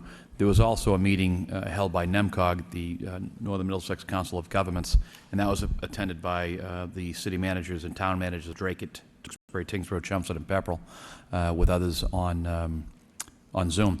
And this was one of the major discussions, so I just wanted to let you know, I know that a couple of councilors did ask if we could bring the surrounding communities into Lowell to find out what we could do. All of the folks that I did mention, they said they would meet in the beginning of January to find out how they can assist with the city. What they could do wasn't mentioned, but between housing, there is a big problem, obviously, in just the affordable home ownership or affordable housing here, not just in the city of Lowell, but throughout the greater Lowell area, but also in homelessness. So what I did ask those folks is to consider how they could assist us in homelessness and how we could continue to assist in growing the housing stock in this area, because we will be looking at the transportation overlay district. So that is stuff, and I know that council has had asked about that. This is everything that's happening up to date. That's just happened after this was written. So my apologies for that, just kind of bringing you up to date on what's been going on. Any other comments or question on that item A? Having none, we now go to motion response B on boards and commission. Any comment, Councilor Janess? Thank you, Mr. Mayor. First, thank you for this report. I appreciate it. I'm glad to see at the end there that we are going to push this out through emails like we do with all the job postings. Excuse me. I think it's important that our boards and commissions, we do as much outreach as we can into the community to really build diverse, representative boards and commissions across the city when we have the opportunities to do so. This change in the election system we did a couple years ago that resulted in many of us who are sitting here, including myself, who would never have run if it was a completely at-large system. And I think this is kind of the next step, right? Like, we made that change to bring in a lot of new voices and a lot of underrepresented folks into this room and the school committee. And we've been somewhat successful with that, but it's important to take this to other levels of our government, including our boards and commissions, making sure that, you know, we're doing as much outreach as we can to really bring in as many people from across the city as possible. So any work we can do in that area, I'm going to be supportive of it and appreciative of the efforts that the administration makes. Thank you very much. Councilor Kishia. Thank you, Mayor Chow. Through you to the manager. In the response, it says, pursuant to the motion, the HR office will begin to send out email notifications for boards and commission opportunity as they become available. So what do we do with the ones that are already vacant right now? Can we send out a text this week to say that those are there? Mr. Manager. Through you, Mr. Mayor, to the council, send out a text to... The group text that they do when there's jobs opening? Oh, yes, that is, yes. So there are some that are vacant right now that haven't... Correct. Will they be sent out this week, next week, or sometime? I can make sure. That is a work in progress, because we're also working through my office, Leticia, who you've all met, I believe. She's going to be attending all of the neighborhood meetings. We are putting that together for January of 2023. So when Leticia does attend the meetings, she'll be able to give the updates about jobs as well as boards and commissions. So that was kind of the way we were looking at that to kick off 2023, considering like it's 3 weeks, it's right around the corner. Yeah, I was just concerned about the ones that haven't been filled in a long time and trying to get those into these text messages, that's all. Thank you. Yes, and that will happen. I'll reach out to those folks as well. I just want to correct myself. I think I said Representative Arciero twice a moment ago, and it was Senator Ed Kennedy I was looking for in the brain. He was also at that meeting, so my apologies. No other comments or questions. We'll go to the next line item, motion response C, Lawrence Street. That was by myself. Any comments or questions by any councilors? Just a quick comment from here at the podium. I want to thank the DP director and the traffic engineer for looking into the situation, and communications tells me that you will continue to survey the area to make sure that place is safe. No other comments. We now move to the next line item D, motion response on Barker and Billings Street. Any comment, Councilor Robinson? Thank you. The gentleman that kept reaching out that lives right there was thrilled when I called him and went over the motion response. Again, it's one of those areas that a lot of kids utilize in the mornings for a bus stop, public school bus stop, so thank you very much. Appreciate this.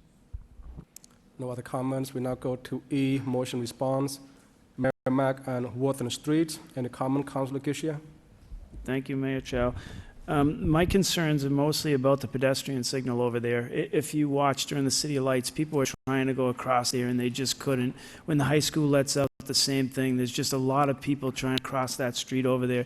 And my concern is more about the pedestrian signal, being able to press a button to be able to cross over there and stop traffic so that you can go across. So I thank you for the report. I think the traffic engineer highlighted a lot of things, but it did also highlight no pedestrian signal infrastructure is present at the intersection. However, there is a marked uncontrolled crosswalk on the west leg of Merrimack Street.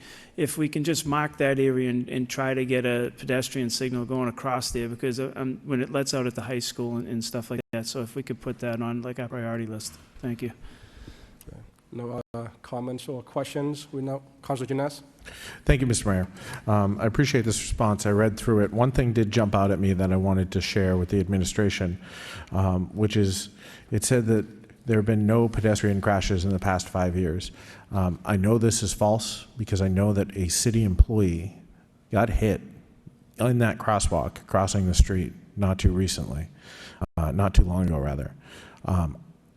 So we don't have any reported crashes, but there have been at least one incident of a city employee being struck by a vehicle in that crosswalk. I'll talk to you about it afterwards. I'm not going to blow this up in a meeting, but I think it's important to note, we do need to improve that intersection, and at the minimum, I think, Councilor Gitcher's suggestion of having a button to trigger the light so that people can cross the street safely is a good step. Thank you.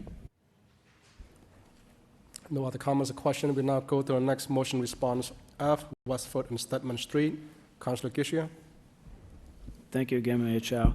I look forward to seeing the design phase of this after reading the memo, and I agree with holding off on the installation of the signs until the recommendation comes back because of the queuing over there, and we don't want to back up and make it worse. So I think once we get the design stage in, if we can get moving on the signal, it would make a major difference. Thank you. Councilor Nguyen. Thank you, Mr. Mayor. Through you, Mr. Mayor, to the directors of DPD, Ms. Rose, by Roses. What's the timeline we're looking at, right, with this design phases and installations? We are in the process of trying to find a company that we can get under contract now, and hopefully we can engage their services through the spring and move towards design. We do have funding available that can help cover the cost for that. Would you think we might get it by the summer? Depending on how fast we can move through the contracting phase. So again, Liz is working right now on putting together that scope. It's something that we'll have to solicit for and then get a designer under contract. So assuming we can do that in the winter, hopefully they'll be starting in the spring. And I don't know if we'll have complete designs, but we should be able to look at something over the summer. Thank you. No other comments. We'll now go to the last motion response G, master plan update. Councilor Nguyen. Thank you, Mr. Mayor. I'm very thank you for the report. You have very impressive list of a committee, and so I'm looking forward to the low forward master plan that you have. So when is just one question? When is your first meeting is going to be? Is it open to public? We haven't advertised it yet, but we just recently confirmed the senior center for the location of our first kind of public kickoff meeting. The plan is to have that first meeting sometime in February. So now that we've confirmed the location, we will be sharing and advertising that meeting widely. Thank you. Right. Councilor Yam. Thank you, Mr. Mayor. Through you to the DPD directors. When do we expect the final master plan? Because right now the City of Lowell has the 2025 plan, so it's three years away. So I'm hoping that the city will have an update of master plan, and hopefully this one will serve that. Just a timeline. Thank you. Ms. Bias-Rose. Yeah, so we engaged the contractors, the consultants for 18 months. So we've already started that process. So it'll be probably a year's worth of sort of community outreach. And then we'll use the time beforehand and after to kind of summarize that and come up with what will be ultimately the final plan. So the whole process from start to finish is roughly going to be about 18 months. Then that will come to the council for adoption. And so we'll have that sort of in place long before Sustainable Lowell 2025 is over. Thanks. You all set, Councilor Nguyen? Yes, sir. Councilor Musia. Thank you, Mr. Mayor. Through you to Yvonne. We're meeting tomorrow at 6:30 by way of Zoom, right? The steering committee is meeting. The steering committee, So yes, sure. correct. So the steering committee is having ongoing meetings pretty regularly. We have a very long list and a very active group. So that steering committee is helping shape the larger conversation, but the first public meeting for the community will be in February at the Senior Center. That's fine. Thank you. Okay, no other comments, questions. We now go to section 5.2, informational reports. The first one is on Bowers and Fletcher. Mr. Manager. Okay. Okay.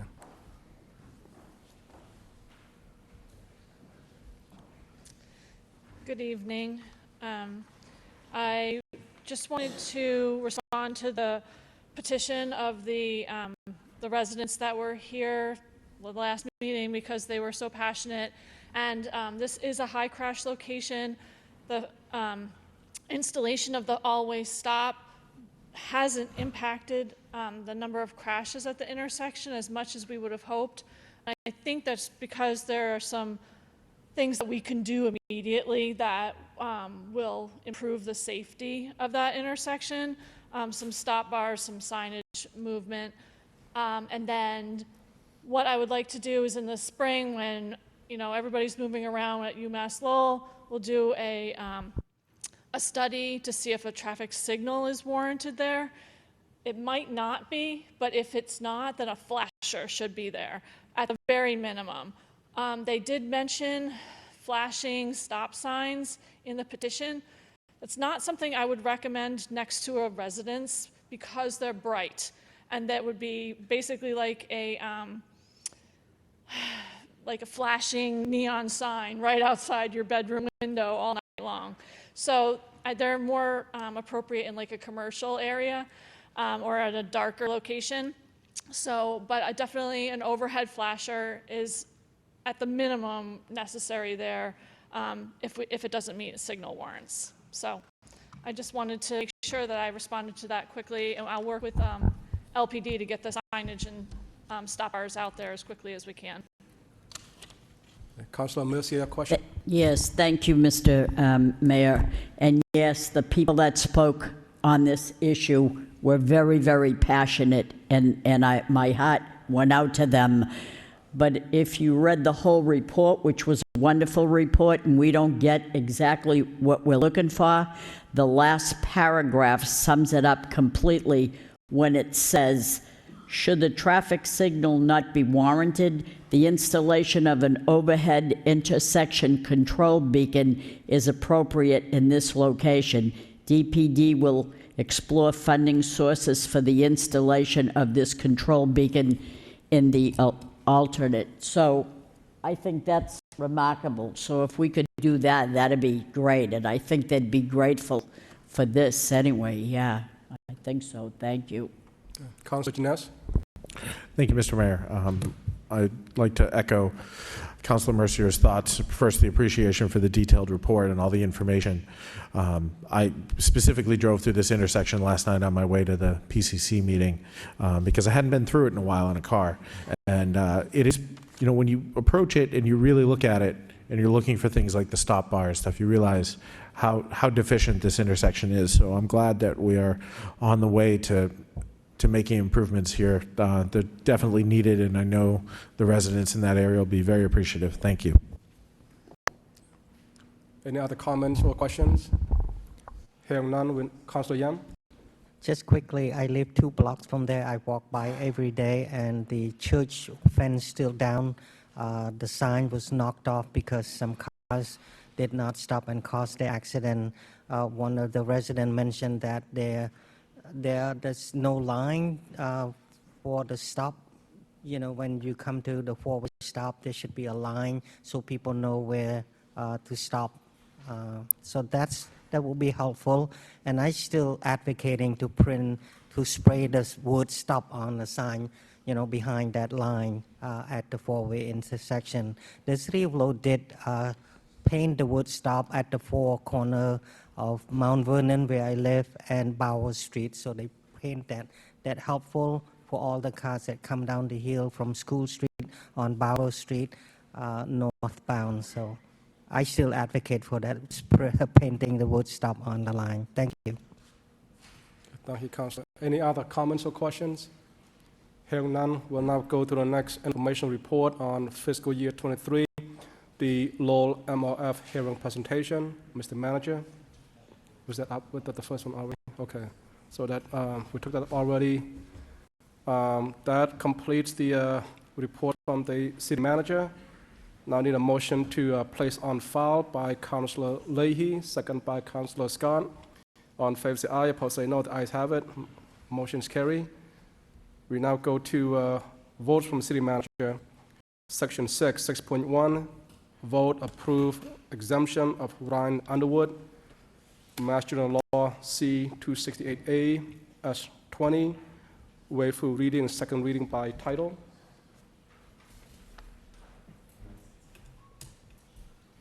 In the City Council, vote approving the exemption of Ryan Underwood from the provisions of Massachusetts General Laws, Chapter 268A, Section 20. Any comments or questions by any of the... Move approval. Motion to adopt by Councilor Garcia, second by Councilor Janess. Mr. Clerk, roll call, please. Counsel Noon.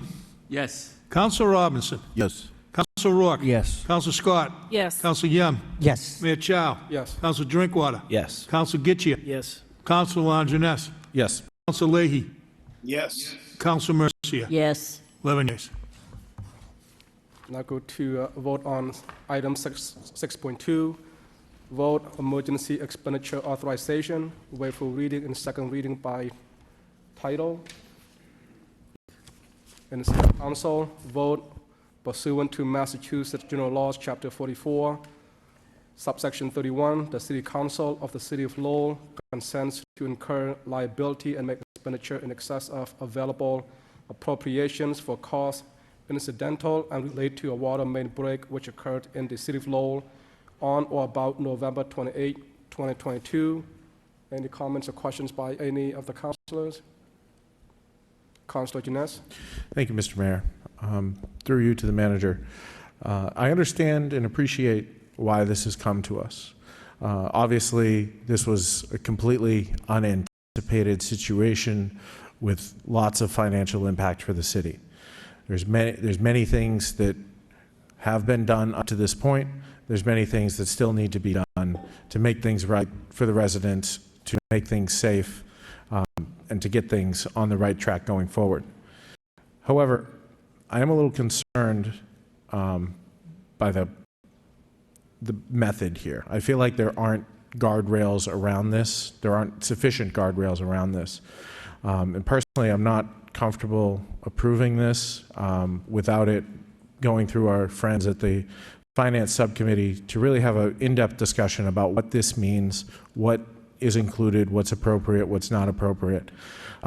I'd like to see some conversation. I know it's, a budget is too much to ask at this point.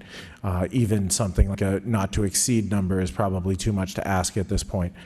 But identifying spending categories that are in versus out, maybe a time frame, costs incurred through X date, things like that, so we can kind of put some fences around this and really let the residents know that we are looking out for them.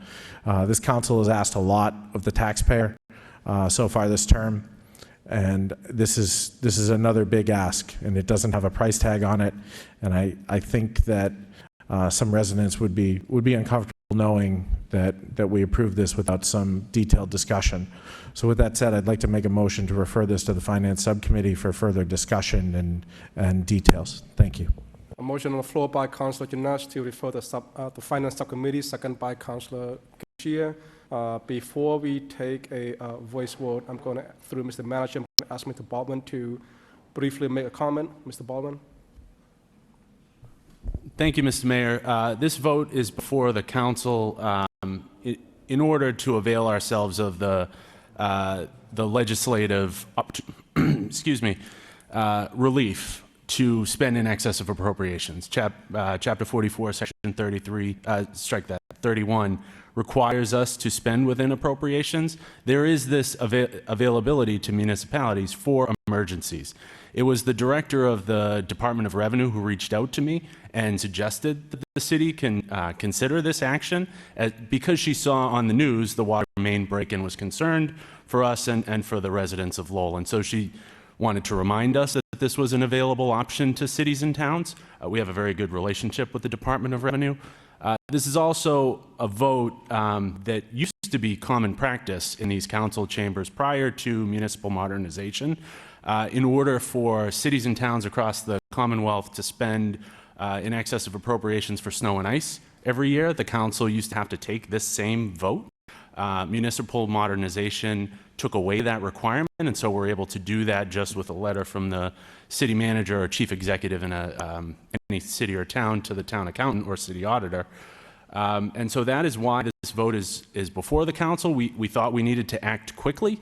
There are costs that have been incurred and will be incurred in the first sort of phase of mitigating the emergency, and then there will be additional costs likely that will come in the later phases.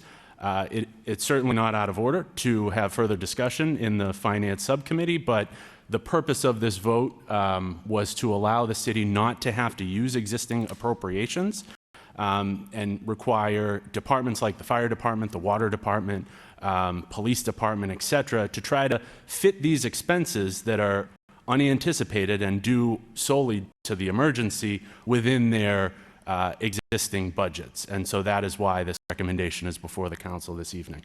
Thank you. Councillor Kishia. Through you to the Chief Financial Officer, are there line items within the budget that we've already overspent and then we come later for the transfers? So as long as the bottom line number in that account isn't overspent and we have funds within those accounts, we can use them and still go to the Finance Subcommittee and then come back for transfers after. I believe there's many accounts that we go over and come back for the transfer after, right? The city manager, Mr. Baldwin. Thank you, Mr. Mayor. That does not commonly occur on the city side of the ledger. While certain org and object combinations, those are subsections within appropriations. So when the council votes on the appropriation order, they vote on personnel services and ordinary expenses for each department.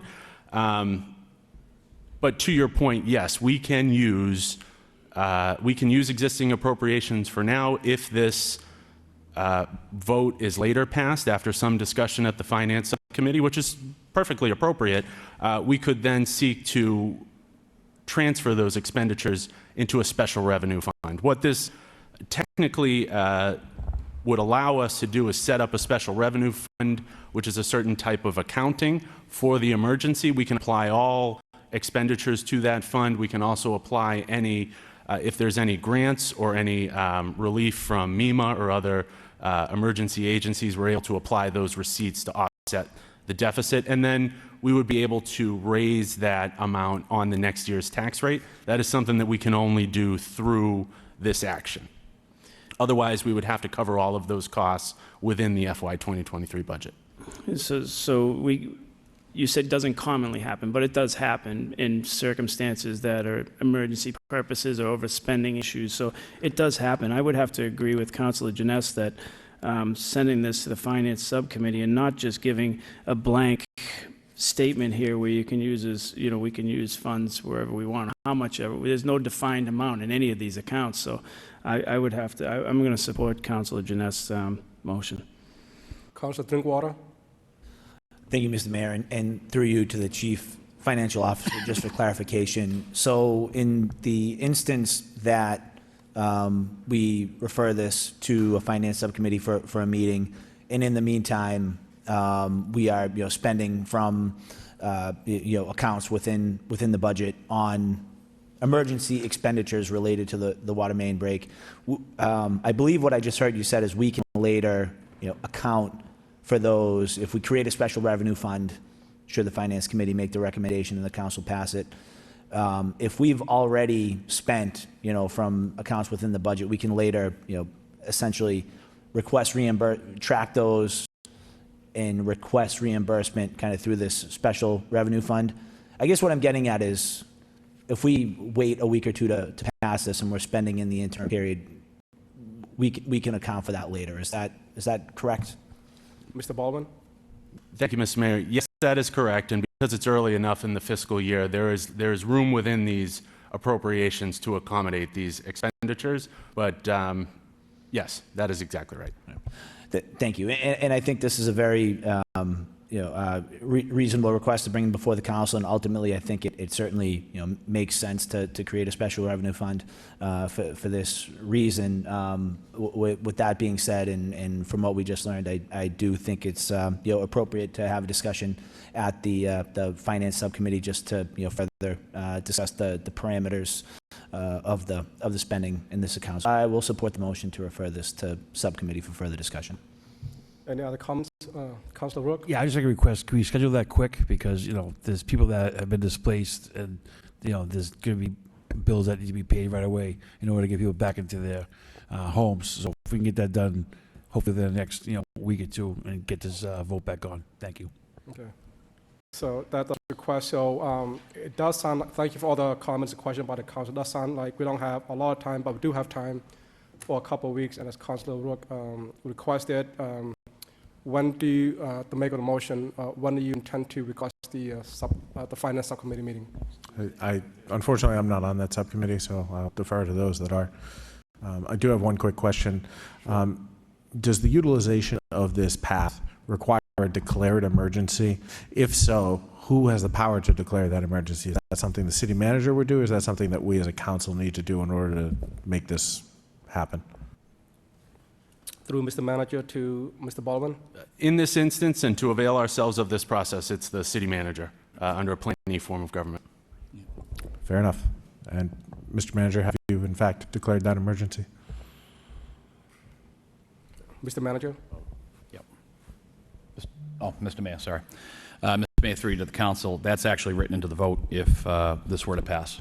Okay, good enough. Thank you. Thank you. Councilor Gishia? Through you, Mayor Chow, to the city clerk. Clerk Gary, do we have next Tuesday at 5:30 available? No, I believe there's a cannabis subcommittee on for that, I believe. I don't have my Okay, schedule. then we'll figure it out in between. Thank you. Okay. And if I just could make a suggestion, if the chairperson, the Finance Subcommittee could request a meeting, I believe that Councilor Scott request a meeting, make arrangements for meeting with Mr. Clerk as soon as possible, that'd be great. With that said, the motion was moved by Councilor Jeanette, second by Councilor Gishia, to refer to the Finance Subcommittee. All in favor say aye. Opposed say no. The ayes have it. That motion is carried. We now go to the second vote item, 6.2. Actually, we just finished that. We go to the vote on 6.3. Vote transfer $2,834,616.17. Waive full reading and second reading by title. And City Council vote to transfer funds from the stabilization fund to the parking enterprise fund to offset revenue loss. Any comments or questions by any of the councilors? Councilor Janess? Thank you, Mr. Mayor. Through you to the city manager. I understand the reasoning for this transfer, and I was going to support this tonight. As long as we are going to backfill this with the free cash later, as indicated, I think that's a step we need to take. However, reading this report, it really highlights for me the urgency of applying some of the recommendations that came out of that parking study that was done. The parking department, or the parking enterprise fund to be more specific, needs some serious help in order to right the ship. And whatever we can do to take those recommendations from that study that's already been completed, things like dynamic pricing, changing in rates here and there, I think the sooner that we can do that, the better. Excuse me, I know we've kind of run into a bit of a delay with the kiosks, but getting those replaced seems to be the linchpin for a lot of this. And the current situation with the kiosks is not great and is leading to a lot of frustrations for folks who are trying to use them. So I'd like to ask for just an update on those kiosks again, what we're looking at for a timeline, and what we can do to move things forward on the parking implementation outside the kiosks, if we're going to be delayed on that for a while. Thank you. Mr. Manager? Thank you very much, Mr. Mayor, and through you to the council. It's approximately, and I hate to even say this publicly, but because of the issues with supply chain, but approximately 9 to 13 weeks once we get the PO ready. Currently, right now, it is before legal, and we are negotiating some of the final pieces, the final language, which I'm hoping will be moving along rather quickly.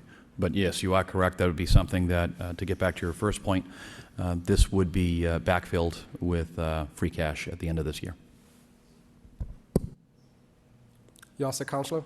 The only other thing, and it doesn't have to happen tonight, is just an update on what other things coming out of that parking study we can implement before we have the kiosks. I know the kiosks are kind of important to a lot of that, but if there's anything we can do now before the kiosks get here, I think we need to look at implementing that as soon as possible. Mr. Manager? Sorry.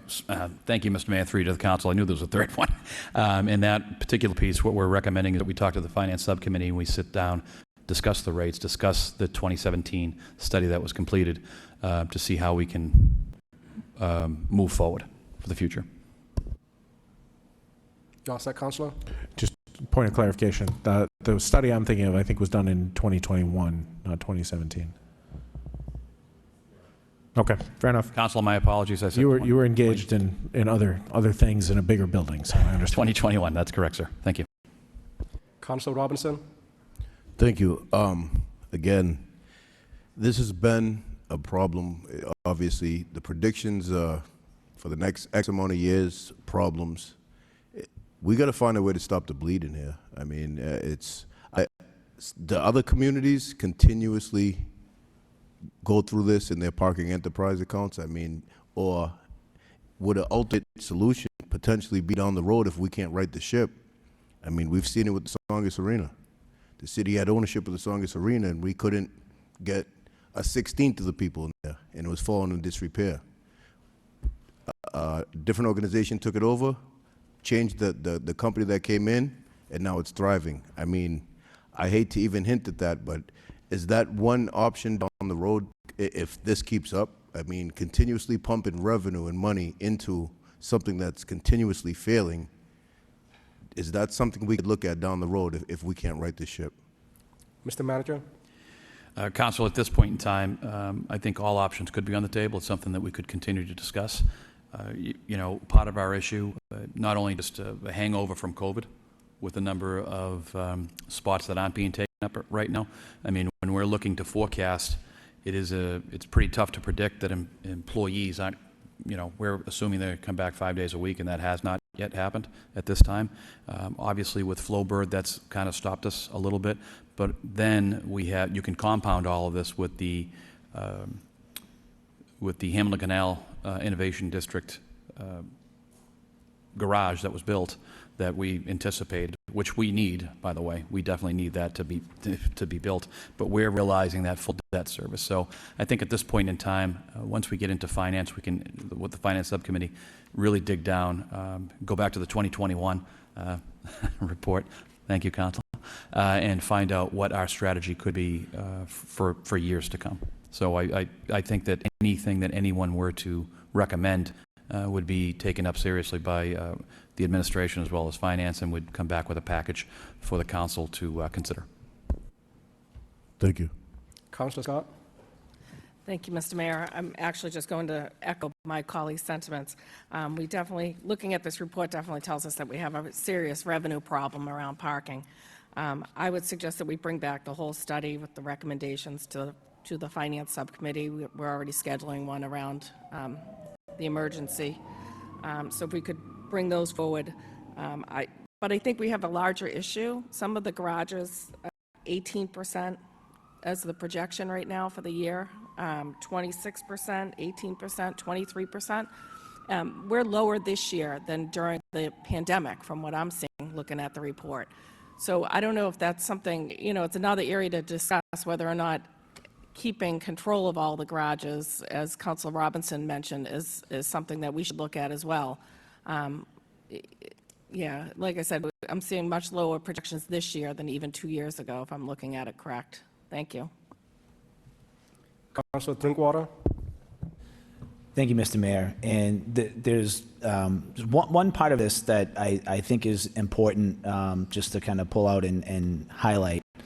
As was mentioned earlier, the amount that we are appropriating here tonight from the stabilization fund will be later replenished with free cash, which is important. But when you actually dig into the report here, and I'll defer to the chief financial officer just to let me know if I get any of this wrong. But we're not actually talking about replenishing this with the free cash that will be certified later on in this fiscal year as we go through the free cash certification process. What it will actually be replenished with is free cash that we've already appropriated into the parking enterprise. I know when we originally were calculating lost revenue from our ARPA allocation, that number of lost revenue that we were able to essentially claim from ARPA went through the last year's free cash certification process. A chunk of that was went to the Parking Enterprise Fund to make up for that COVID loss. And what I'm reading here in the report is that there's like a second certification process for retained earnings from the Parking Enterprise. So I just think it's an important nuance to pull out here that essentially sounds like a double certification process for this particular allocation of free cash. So once again, I think the balance of the stabilization fund is something that's been talked about in our budget debates for a long time, and we've been able to maintain a good balance and grow it in that account. So it's certainly important that's replenished. But through you, Mr. Mayor, to the Chief Financial Officer, can you just clarify that the cash that will be certified to later replenish the stabilization fund is really cash that has already been appropriated by this council to the Parking Enterprise? I hope I said that as coherently as possible. I know it's into the nuances of municipal finance. So through you, Mr. Mayor, to the CFO. Mr. Baldwin? Thank you, Mr. Mayor. And yes, there are a number of components that happen when the balance sheet is submitted to the Department of Revenue and certified. The ARPA funds that flowed through the general fund and were appropriated into I'll try not to make this too confusing, appropriated into the parking enterprise in FY 2022 are not available to us until after the retained earnings are certified by the Department of Revenue, which hasn't happened yet. We will, these things happen concurrently, all at the same time. The retained earnings of each of the enterprise funds, parking, water, and sewer, as well as the free cash certification, those happen concurrently. And so we will replenish the stabilization fund with the free cash certification, which is from FY 2022, but the retained earning certification will make the ARPA funding in the parking enterprise available to us that will help the parking enterprise in setting FY 2024's budget. It is not available to us now. That is part of the reason why we have to seek this appropriation from the City Council, because the balance sheet has not been certified.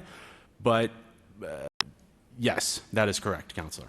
So in other words, we're not just hoping, that we get a really good free cash certification for the current fiscal year. We're dealing with the FY 22 certification. That's right. And we have a very good estimate at this point. The city auditor has been working very hard to submit the balance sheet as soon as possible. And so we have a really good estimate, and we're confident that we'll be able to replenish those reserves. Okay. Thank you. And I appreciate the explanation. And I also just want to say, too, that, when this vote does, in looking at the numbers, kind of allows us to look at the sustainability of the fund. And I'm glad we're doing more tonight with this discussion than just making an appropriation, that we are looking at what we can do to ensure the future sustainability of the Parking Enterprise Fund. And, the study on, parking recommendations may bring up some difficult discussions on, whether we're charging enough for parking and how we do that, whether, we do dynamic pricing. Always difficult conversations to have here on the council floor, but I welcome them just to ensure the future sustainability of this fund. So I'm glad that was entered into the discussion tonight as well. Thank you, Mr. Mayor. Mr. Manager? Thank you very much, Mr. Mayor, to the council. This vote gives us an opportunity to take a breath and look to see what this enterprise account is actually doing and what it is not doing. And with the $2.8 million coming back in free cash, as you had stated, our funds will be back to where they should be. So I think that I just wanted to add that. This is giving us that opportunity to look to see what we should be doing. As Councilor Robinson was saying, everything should be on the table for future health of this fund, of this enterprise account. Okay. We do have 4 more councilors who had their hands up. Start with Councilor Rourke. Quickly, Mr. Mayor, thank you. So I remember both studies. We had 2017 was a parking study, and then we had the 21 one, correct? So in 17, going forward, the vote was made in 18 to a lesser extent of the recommendations that were made. Mr. Baldwin. To add a little context, in 2017, a rate proposal was brought before the council that was sent to Finance Subcommittee. It was revised and then brought back, and that's the last time we amended the rate schedule. Every lawyer in the city was here that day, right? That works downtown, right? That's correct. Correct, It was a very well attended subcommittee. Later on in 2022, DPD engaged a consultant, Stantec, to do a very comprehensive, using some grant money, study of the parking system. That is what we're talking about when we say the 2022 or 2021 rather study, which has a lot of really great proposals that we hope we can discuss and vet and maybe bring to life in the Finance Subcommittee now. And so I guess, I know we have, Parking Director Ryan here. Do we just, take both reports for a couple of weeks and then present, put them together, take what's positive out of both of them and whatnot, and then present them to the council for, a public hearing or so forth? Because as stated before, this can't last the way we're doing it now. Nobody's going to work 5 days a week anymore, and it seems like the on-street parking has just doubled up the garages. So, I mean, I don't know if that needs to be a motion or whatnot, but change has to happen sooner rather than later, or else, Councilor Robinson's suggestion of just privatizing it is maybe the only way to go. So, Mr. Mayor, I don't know how you want to do this, but, if you want to refer this to a parking director to go over it again, and maybe with DPD present it to us, for discussion on the floor and maybe a possible vote, because everything has gone up, and unfortunately, parking will have to at some point too in order to sustain the funds. Thank you. Councilor Rook, if I understand correctly, we okay to take the vote tonight, but maybe have a motion on the floor to have Director of Parking make a presentation in a couple of weeks. Would that be okay? I would make that motion. Thank you. Okay. Motion by Councilor Rook, second by Councilor Robinson. That motion is passed. We have a couple more people, 3 more councilors who would like to speak on this item. Councilor Gisha. Thank you, Mayor Chow. Through you to the manager, are we fully staffed over there? Mr. Manager.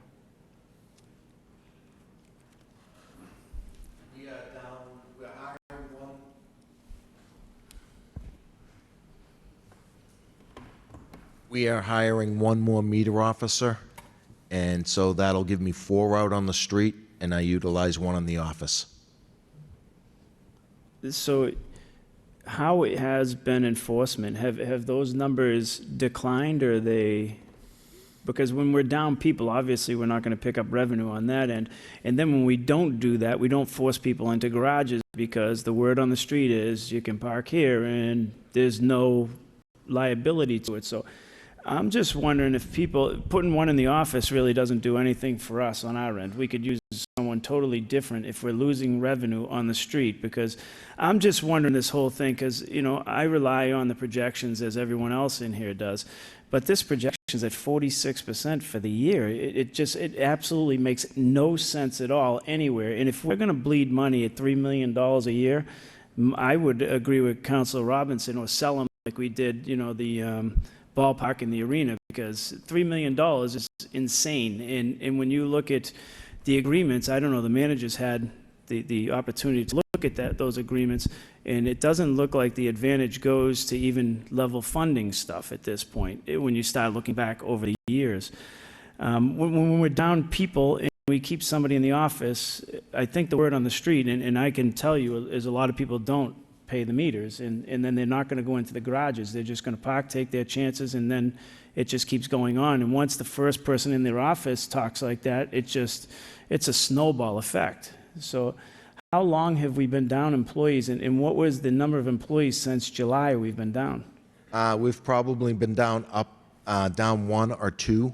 We did have somebody come in, they stayed a week and left. It's tough. They get out on the street and they didn't really like it out there.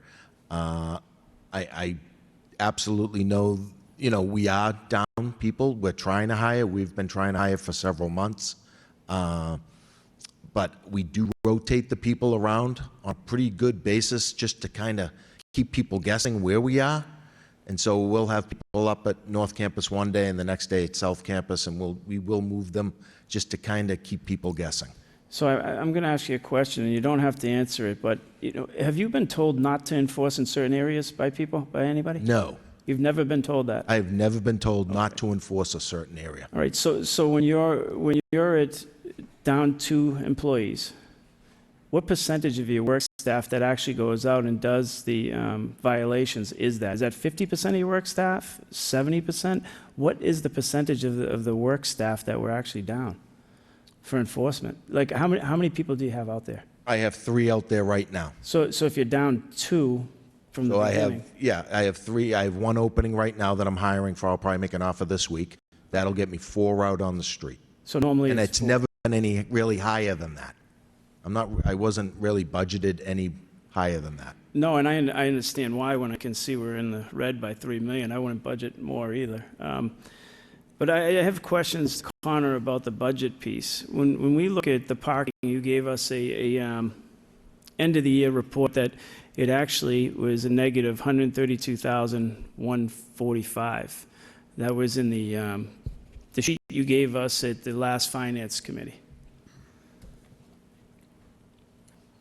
Through Mr. Manager, Right. Mr. Baldwin.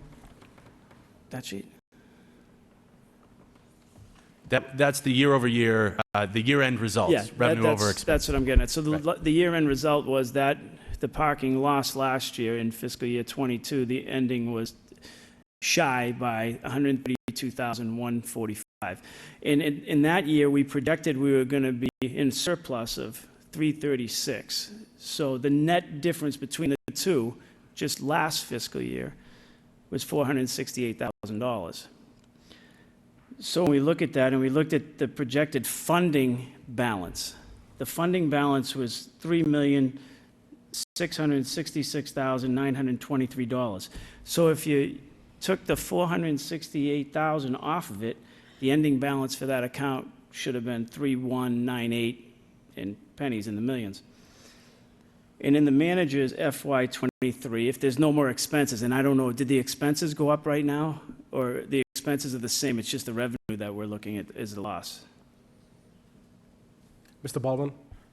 Expenses have gone up significantly due to the debt service. The difference in the fund balance is the $3 million from ARPA. So the fund balance, the beginning fund balance that you're looking at includes the ARPA in the retained earnings, as we were just discussing, but that's not available to us yet. And so the fund balance picture is even worse than that. So at the end of the day, your projections, your budget projections for this year was $7,219,000, whatever the number was.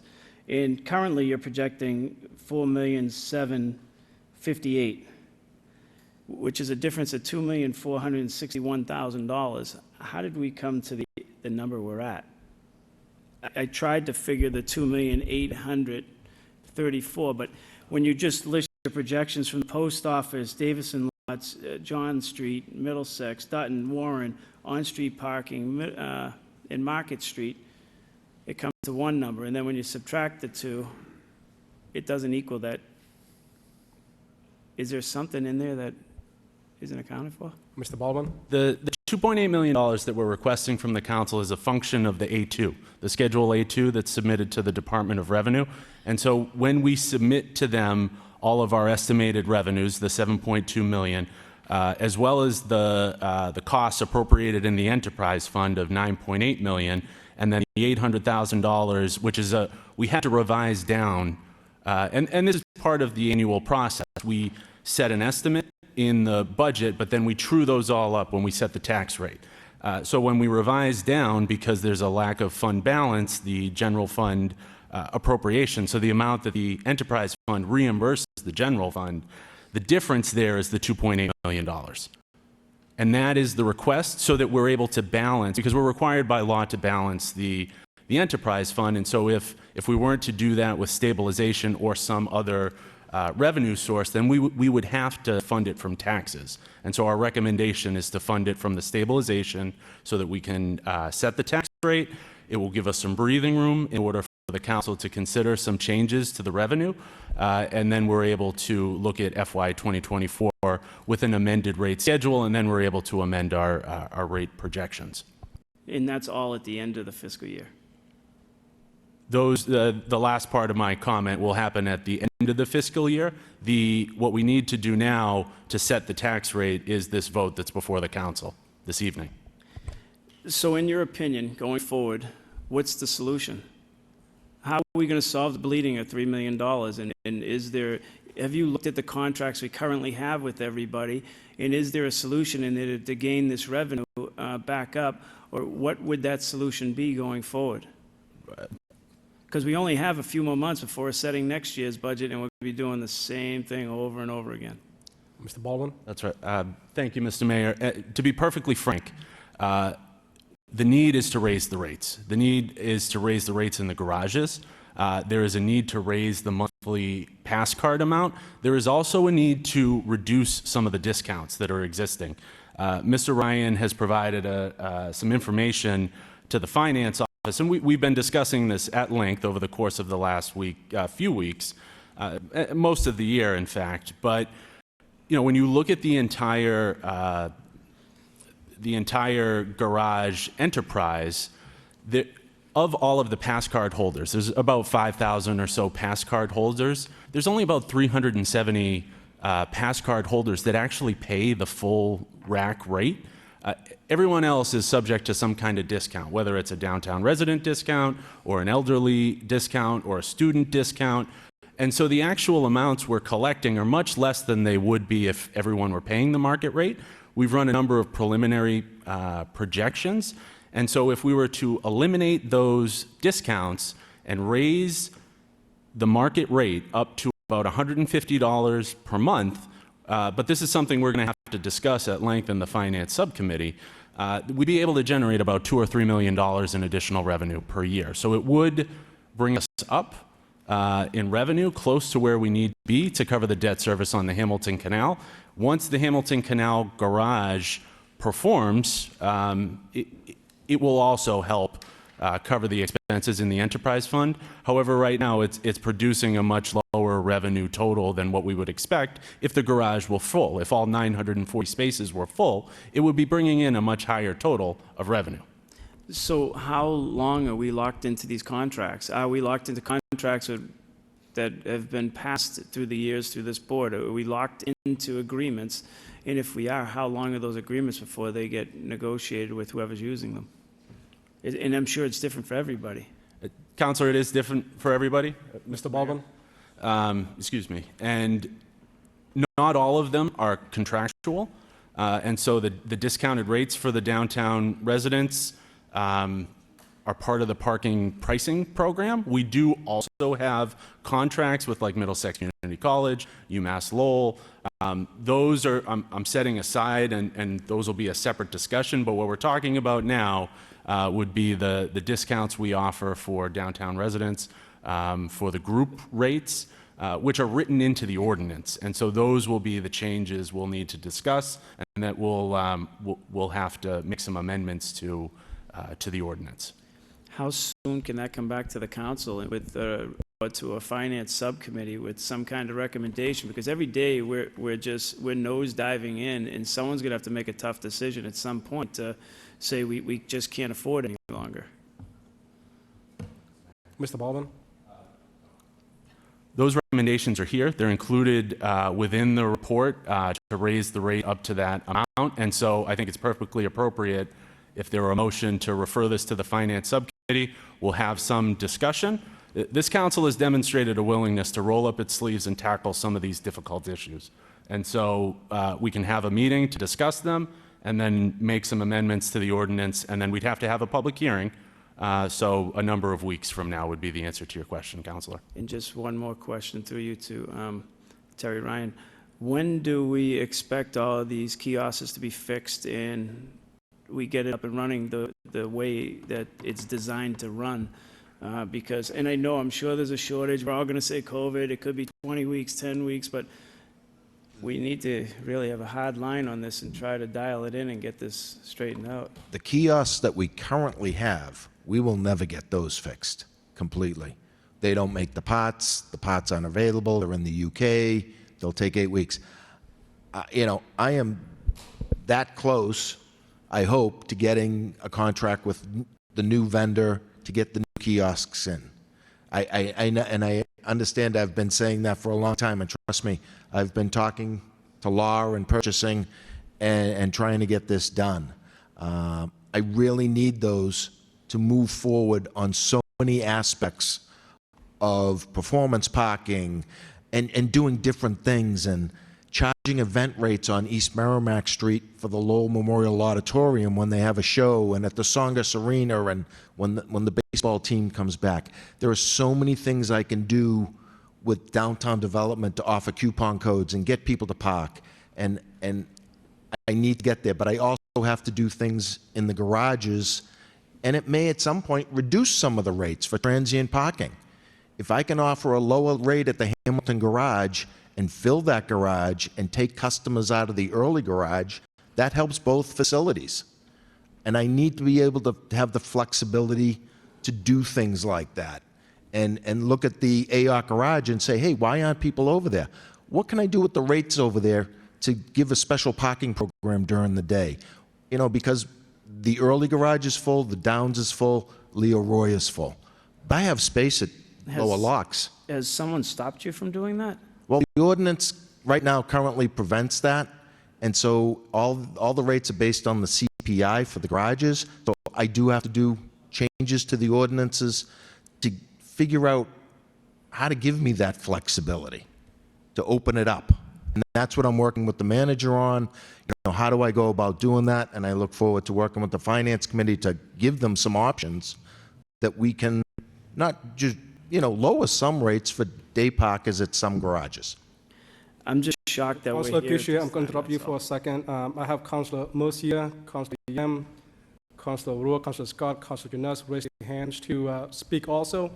We have till What is 10 the o'clock, wish Mr. of, excuse me, Councillor, is it the wish of the body to continue discussing forward, or would you like to take a vote on this, or would you like to refer to the subcommittee? Councillor Mercia has her hands up in order of disappearance. Councillor Mercia? Since we're talking about parking garages, I'm just a little bit curious because Terry is here, so I want to ask this question. We have Finish two. on the floor, Mr. Mayor. So let me ask the question again. Do we want to continue taking up this item right now in this regular meeting, or do we want to refer to subcommittee? Actually, do we want to take a vote on the transfer? Do we want to refer to subcommittee? Or the third part is to continue discussion here at this table. What is the wish of the body?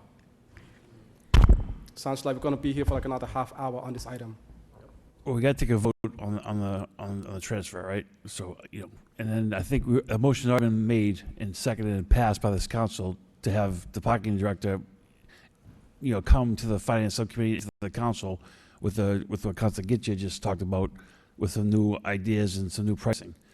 So I'm not sure. So with all due respect then, Councillor Gishia, I'm going to have Councillor Mercia make one comment or question. Could we please follow, a point of order, could we please follow along? We have time. This is $3 million in the hole, and we're just discussing something with an employee that we have in front of us to try to figure out things. If anybody in this council wants to talk, they should have the free right to sit here and talk.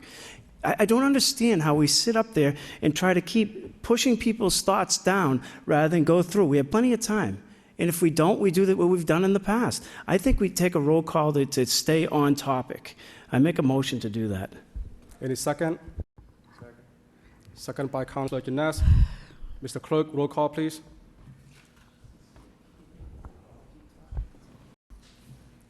This is to continue discussing on this item, and we'll go in order. Councillor Noon. Yes. Counsel Robinson. Yes. Counsel Rourke. Yes. Counsel Scott. Yes. Counsel Yem. Yes. Mayor Chow. Yes. Counsel Drinkwater. Yes. Counsel Getchia. Yes. Counsel Janess. Yes. Counsel Leahy. Yes. Counsel Mercia. Yes. 11 yeas. Okay, that is the wish of the body. We will continue with Councilor Getchia. We just go down the line, then Councilor Mercia, Councilor Yam, Councilor Rourke, Councilor Scott, and Councilor Janess. Councilor Getchia? I just want to thank you, and I'm just wondering when you said with this close, is that 2 months, 6 months, 8 months, a year before we're defined in because get- of procurement? To sign the contract? Yeah. I can answer that. I may have to refer that to the solicitor. I can answer that. We're working on those contracts. We received those contracts. There's a couple items that's holding it up. So those contracts are this close, as he said, ready to go, Eric. So we're moving it all forward, and he's correct when he says that. It's in the law department. It's going to get done. Mr. Manager? Mr. Manager? Mr. Mayor, through you to the council, just to reiterate what our attorney was saying, is there are a couple of hang-ups that I believe we're about to overcome. And that's just language going back and forth between our council and their council. So I feel confident that we have broken through a logjam. But then again, of course, Flowbird needs to agree to some of the changes as well. That's why nobody can actually give you that direct answer. The reason why I ask is because if we're going to go into a meeting, as Councilor Rourke said, to try to go back on things, that we just have all the information in front of us at our tips to try to see where we're going. And Thank you. Our hope would have to have that done sooner rather than later. We're a lot closer than we have been. You also Councilor Getchia? Councilor Mercia? Yes, thank you, Mr. Mayor. Since we're on the topic of parking garages, I just want to ask some questions out of curiosity. So in the Hamilton Canal District, we have 2 garages. One that we first built, which is way back from the Judicial Center, which we own, the city, and then the one up across closer to the Judicial Center, which is owned and built by a private developer, right?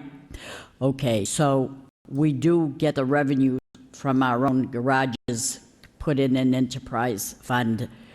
But now, what about the one that the city does not own?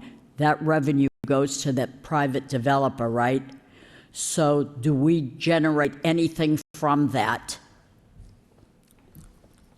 Through Mr. Manager to Mr. Manager? Thank you, Mr. Mayor. Through you to the council. Yes, we do generate some taxes on that, but there was a TIF given as well. Councilor, I can send... A TIF on it. Yeah, there was a TIF given on that back prior to it being built. So if you had a choice and you worked in the Judicial Center, where would you want to park? Closer to your job or way back away? So I'm just saying, the private developer's going to get more revenue and we're going to lose out on it. So that's another thing. And I do want to make a comment that revenue would increase if the system was working a little bit better than it is now. If meters were working, kiosks were working, if we had an adequate staff, if people that had pass cards could pay when their bill is due, instead of having it not accepted, not accepted, not accepted for a month to 2 months to 3 months, that's not proper business. I'm not pointing a finger or blaming people, but there are a lot of problems, and I'm not kidding. That's all I have to say. I wanted to see it corrected. Thank you. Councilor Yam? Thank you, Mr. Mayor. Before I made a comment, I just want to say my apology if my comment is kind of off the wall, off the subject. I'm reading all the expenses and the money that we lose in the parking make me think of similar other cities and towns throughout the United States that they privatize the parking instead of the city take on a privatization. So I understand that we talked about all the finance. It may not be fit in, but since we talked about the parking, I'm reading about some cities in town, they privatize the parking. So thank you, Mr. Mayor. Councilor Rourke? Thank you, Mr. Mayor. I just want to thank Director Ryan and his staff for all the hard work. It's not easy. Seems like they're catching flack for other reasons. So I just want to express my thanks for you and your hard work of your team.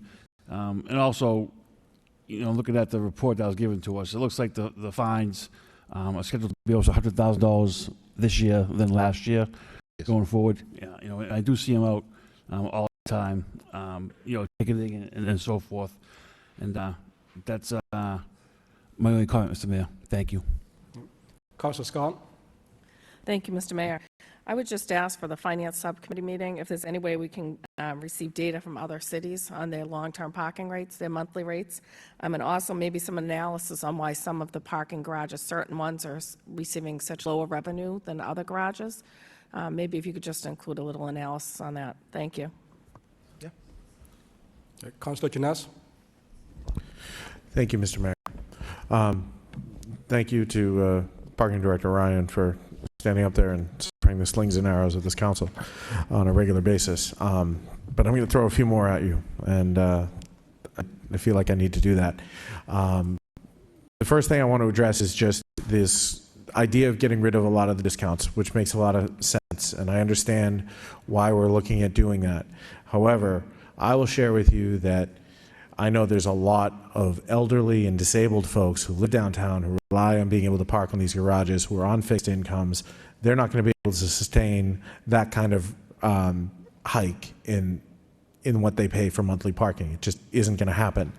Many of the downtown residents, when they decided to move into the downtown, looked at the cost of parking and included that and thought about that when they were deciding whether or not they could afford to live downtown. If this increases by this much, at the same time everything else is increasing due to inflation, you're going to see a lot of residents leave the downtown. One of the biggest complaints that I get from all the business owners downtown is that parking in the garage costs too much for them to do their business downtown. If we're looking at raising the rates for everybody who's there consistently, you're going to have less people who are there consistently. If you have less people who are there consistently, less residents, you're going to have less transient people coming to visit those residents. You're going to have less people coming to shop in less stores, less people eating in less restaurants that'll be open. I think we got to go the other way, honestly. I think the transit parkers need to pay more, particularly on the streets. The streets, they need to pay more 100%. The garage, they probably need to pay a little more as well. Yes, us residents and employees of the businesses downtown, et cetera, probably should pay a little more, but we need to be cognizant of those effects. We can't just jack these prices up because you're going to have flight from the downtown, and I don't want to see that, and I don't think anyone else does. Thank you. No other comments or questions? Need a motion to adopt by Councilor Drinkwater, second by Councilor Gishia. Mr. Clerk, roll call, please.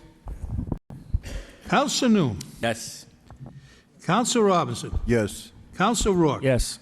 Councilor Scott. Yes. Councilor Yem. Yes. Mayor Chow. Yes. Councilor Drinkwater. Yes. Councilor Gitchia. Yes. Councilor Janess. Yes. Councilor Leahy. Yes. Councilor Mercia. Yes. 11 yeas. We now go to Section 7, Orders from the City Manager. 7.1, Order 60-day trial, waive full reading and second reading by title.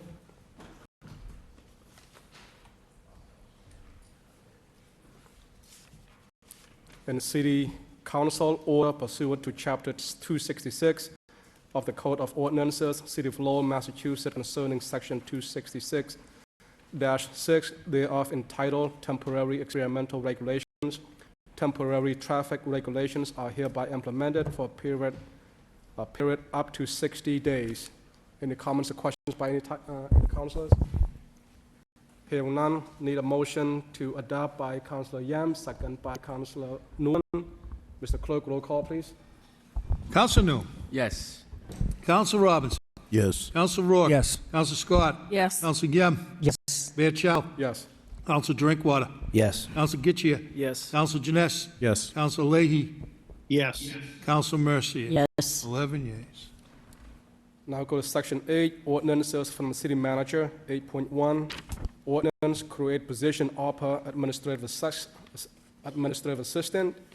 Any comments or questions by any councilor? Councilor Gishia? And through you to the manager.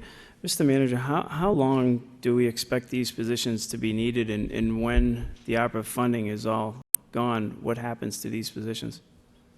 Mr. Manager? Thank you very much, Mr. Mayor, and through you to the council. I would ask that Mr. Flynn answer that, but I think as soon as opera's run out. But Mr. Flynn? Thank you, Mr. Manager. The plan would be, or what would happen is when the funding for the position ends, so would the position. It's totally grant funded. So once the ARPA funding is over, that's when this position would expire. So what's the date? How long from today? Probably through 2026. So if they extend the ARPA, then we would extend the deadlines for this. This would be extended at the same time? That is a possibility, yes. So 2026 would be when these are gone, so you're saying a 4-year period? Correct. So if you do the numbers and you look at the 3 positions, the ARPA Finance Manager, the ARPA Administrative Assistant, and the Grant Fund Coordinator, if you look at those, it's $199,000 on the low end, and on the high end, it's $231,000. So if you're looking 4 years, you're talking over $1 million in salaries here without the medical and the vacation time and everything else. Where does the medical and the vacation come out of? Does that come out of the ARPA funds too?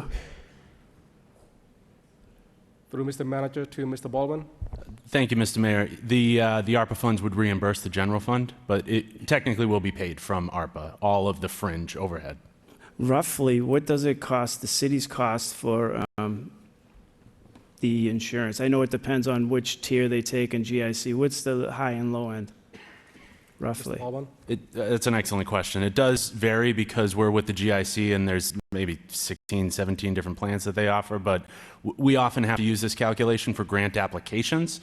And it's about, I want to say $40,000 all inclusive of health insurance, if it's a family plan, but also Medicare tax, and other fringe dental, life insurance, et cetera. So roughly the cost of these 3 positions over the 4 years is about $1.6, $1.7 million out of the ARPA funding, roughly, somewhere 1.5 to 1.7 or 8.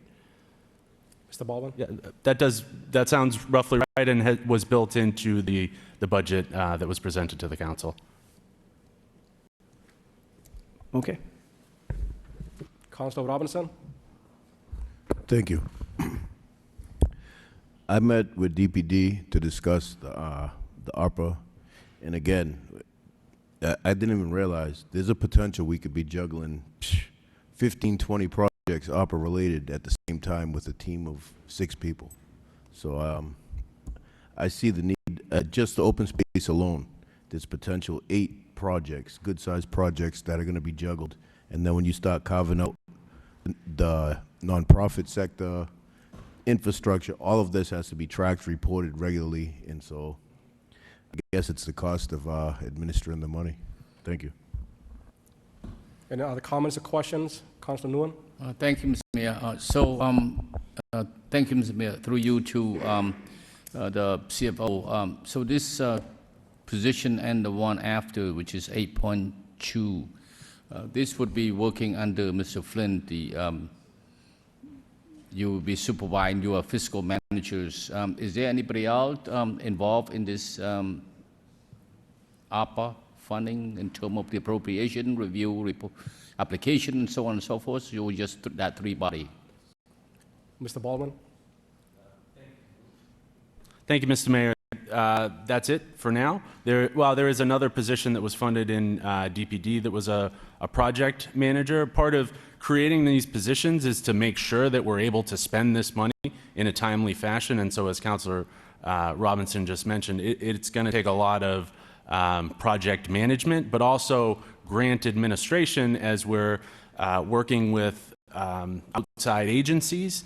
so that we're able to get their grant programs off the ground. There's going to be a lot of paperwork and a lot of technical assistance that we're going to need to provide, because we're really targeting some of these not-for-profit organizations that are not already technically equipped. And so we want to be able to provide them the appropriate level of technical assistance, which is why we need some administrative staff within the city to do that. So this project, this position, these two positions, including the third one, the fiscal managers that Mr. Flynn is in charge, will be dissolved after the ARPA fund is done. Is that correct? That is correct, Councillor. Thank you. You all set, Mr. Baldwin? Councillor Gishia? One more question through you to the manager or to the CFO. Do we get reimbursed for DPD's time that they spend on the ARPA stuff? Mr. Baldwin? Mr. Quinn? Mr. Yeah, through you to the counselor. That is definitely an option. They could bill their time to ARPA for some of those services, for sure, if they wish. So they could. Is that what we're doing as a city? Are we trying to recapture those funds so that we can replenish their use? Because if they're using so much time on the ARPA funds, should they be reimbursed too? The ARPA money? Again, that is an option to DPD if they choose to do so, yes. Is that a plan on something that you guys are looking at, or is that something that you haven't even thought of in the outline of the spending? We've used it in other areas, like for supporting some of the events that Case has been doing downtown with the folk festival and so forth. We're using ARPA money to pay for some of the efforts of those people. The same thing could be done for DPD if that is the wish of the DPD and the manager. That is an option, yes. Thank you. Mr. Baldwin, did you have your hand up? I just wanted to add that we have, currently DPD does, with a number of other grants, charge off and allocate their time. And likely as they begin to spend more time on these projects, will do so. And we can discuss these things and more when we have the public hearing on these two positions. Right. No other comments or questions? Need a motion to refer to public hearing on December 20th, 2022 at 7 p.m. by Councillor Nguyen, second by Councillor Robinson. All in favor say aye, opposed say no. The ayes have it. Motion's carry. We now go to the reports of the subcommittee. There are 3 subcommittees report. Is it 8.2? Oh, there is an 8.2, correct. Okay. One more ordinance on section 8.2 to create the position of a grant fiscal coordinator. Give first reading. Any comments or questions by the councilor? Can we bundle all 3? We're still on 8.2, this one. We skipped one there. It's just a motion to refer to the public hearing. All right. So it looks the same to me, that's why I thought it was one and the same. So motion to refer to public hearing on December 20th, 2022 at 7 p.m. by Councillor Yam, second by Councillor Scott. All in favor say aye, opposed say no. The ayes have it. Motion is carried. We now go to 9.1, the subcommittee reports, and there are 3 subcommittee reports. We'll start with the Councillor Kisher. Do you have your hands up on this one? No? So we'll start with 1, is the Zoning Cannabis Control Joint Committee of November 29, 2022. Any report by the chairpersons? Councillor Drinkwater? Thank you, Mr. Mayor. On November 29th, the Cannabis Control Subcommittee met jointly with the Zoning Subcommittee to discuss a set of proposed changes to the cannabis zoning ordinance that would allow marijuana delivery and courier operators to open within the city of Lowell. The state has created a license for these types of operations and is now accepting applicants. Here in the city, what we have to take up is not whether we will allow delivery to occur within the city. That is going to be allowed under the state law as a community that already allows retail. The question before the subcommittee was whether to take up these changes that would allow the actual businesses to locate within the city. So as it relates to the state license that's available, There's actually a 36-month window that is currently open and ticking, so to speak, that is specifically open to economic empowerment and social equity program applicants to encourage more diversity within the cannabis industry. So the subcommittee thought it important to meet in a timely fashion so that any potential applicants for a host community agreement in the city of Lowell would have the opportunity to pursue this license within the period of exclusivity for social equity programs. So before, I guess I neglected in jumping right into a summary to mention who was there. This particular meeting was attended by myself, Councilors Yem, Robinson, and Leahy as members of the subcommittee, as well as Councilor Getcher, and for the Department of Planning and Development, Giovanni Baez-Rose and Francesca Sigliano. The meeting was also attended by a couple of potential applicants for a host community agreement in this industry. So in summary, the changes that were under consideration by the subcommittee would permit delivery and courier establishments as a principal and accessory use by right in the light industrial and general industrial zoning districts, and by special permit in the regional retail, high-rise commercial, and office park zoning districts. These are the zoning districts that currently allow marijuana facilities. So those changes to the marijuana zoning ordinance were considered by the committee, and a motion was made and unanimously supported to recommend these changes to the zoning ordinance to create a pathway for delivery, a permitting pathway for delivery businesses to locate within the city of Lowell. That was made and passed to recommend to the full city council. And additionally, a motion was made by Councilor Robinson for the subcommittee to meet again to discuss the process for determining who will receive a host community agreement within the city of Lowell, and potential ways to encourage within that process more local residents, minority applicants, and women-owned businesses through that process, as well as a discussion on a potential permitting pathway for consumption lounges. So those are the two motions that were made and passed by the subcommittee. So that's my report, and would open it up at this point to anyone else who is in attendance that would like to contribute. Any comments or questions on that committee report? There are none. We now go to the second. Well, we have two other. Okay, well, we'll take a vote on one subcommittee report at a time. We need a motion to accept the report as a report of progress and to adopt the motion by Councilor Jeunesse, second by Councilor Mosier. On favor say aye, opposed say no. The ayes have it, the motion is carried. We now go to the second report from the Subcommittee of Housing and Zoning, Joint Subcommittee of November 29, 2022.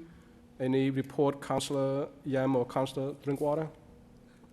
Councilor Drinkwater is the chair, so he's volunteered to give the report tonight. Thank you. Councilor Drinkwater, you have been volunteer. Thank you very much for volunteering me to my co-chair, Councilor Yem. I'm happy to deliver this report on behalf of the two subcommittees. The meeting, which occurred on the same night, was attended by myself, Co-Chair Yem, Councilor Leahy from the subcommittees, and also Councilor Getchier and Councilor Jeunesse, and again from the Department of Planning and Development, Giovanni Baez-Rose and Francesca Sigliano. This meeting came as a result of multiple motions that were brought up for ways to encourage more development, particularly residential development within the downtown mixed-use district, encourage more residents, more foot traffic, and a set of potential recommendations was brought forward to the subcommittee for consideration to essentially lower some of the regulatory barriers that existed and made development more expensive in the downtown. Those, to briefly summarize recommendations were to remove the parking requirement for all residential uses in the downtown mixed-use zoning district to make it similar to non-residential uses within the DMU zone. Parking requirements can be a really expensive hurdle for developers and cause them potentially to not even attempt to permit their projects. And as we just heard at length, there's actually a lot of parking capacity within the downtown already. So that's one way we can make development a little bit more affordable. And another recommendation was to remove the special permit requirement for all residential uses of 10 or fewer units, but would still require a building permit. And this was summarized that the Zoning Board of Appeals very often grants these, essentially relief from these uses anyway, but the process of going through them can be a hurdle to development. So those recommendations were before the subcommittees, and a vote was taken and passed unanimously to support those recommendations and send them to the full council for consideration. That is my report, Mr. Mayor. Just want to thank you, Mr. Mayor. Thank you, my co-chair, Councilor Drinkwater, did a good job in facilitating the meeting. But I also would like to say this is an exciting changes in the zoning that allow owners of multi-level building downtown on Merrimack Street to take advantage of the changes in the zoning to develop more housing up above. Similar to Boston Chinatown, I'm always amazed when I go to Chinatown to see all the upper floor are fully occupied, and with this ease in the zoning would allow owner to take advantage of that, and or developer that coming from out of town who purchase it and develop it into both affordable and market rates apartment upstairs. Thank you, Mr. Mayor, and thanks my colleagues, Councilor Drinkwater, for the good report. Councilor Janess? Thank you, Mr. Mayor. Thank you to the co-chairs for that summation. I just wanted to say I really appreciate this targeted, smart zoning change for the downtown mixed-use area. I really think that reducing these parking requirements and the need to jump through hoops to get waivers that are almost universally granted, and just lowering that barrier for anyone who's looking to develop the upper floors in downtown is a great step, and I really appreciate the work that was done by the administration, DPD, and the subcommittee. So thank you very much. No other comments. We need a motion to accept the reports as reports of progress and to adopt the motion by Councilor Yam. Second. By Councilor Leahy, you still there? Second. I thought you left Zoom. Second by Councilor Leahy. Welcome back. On favor say aye, opposed say no. The ayes have it. Motion is carried. We'll go to the last subcommittee report on municipal facilities, joined with School Committee Facilities Subcommittee of December 6, 2022.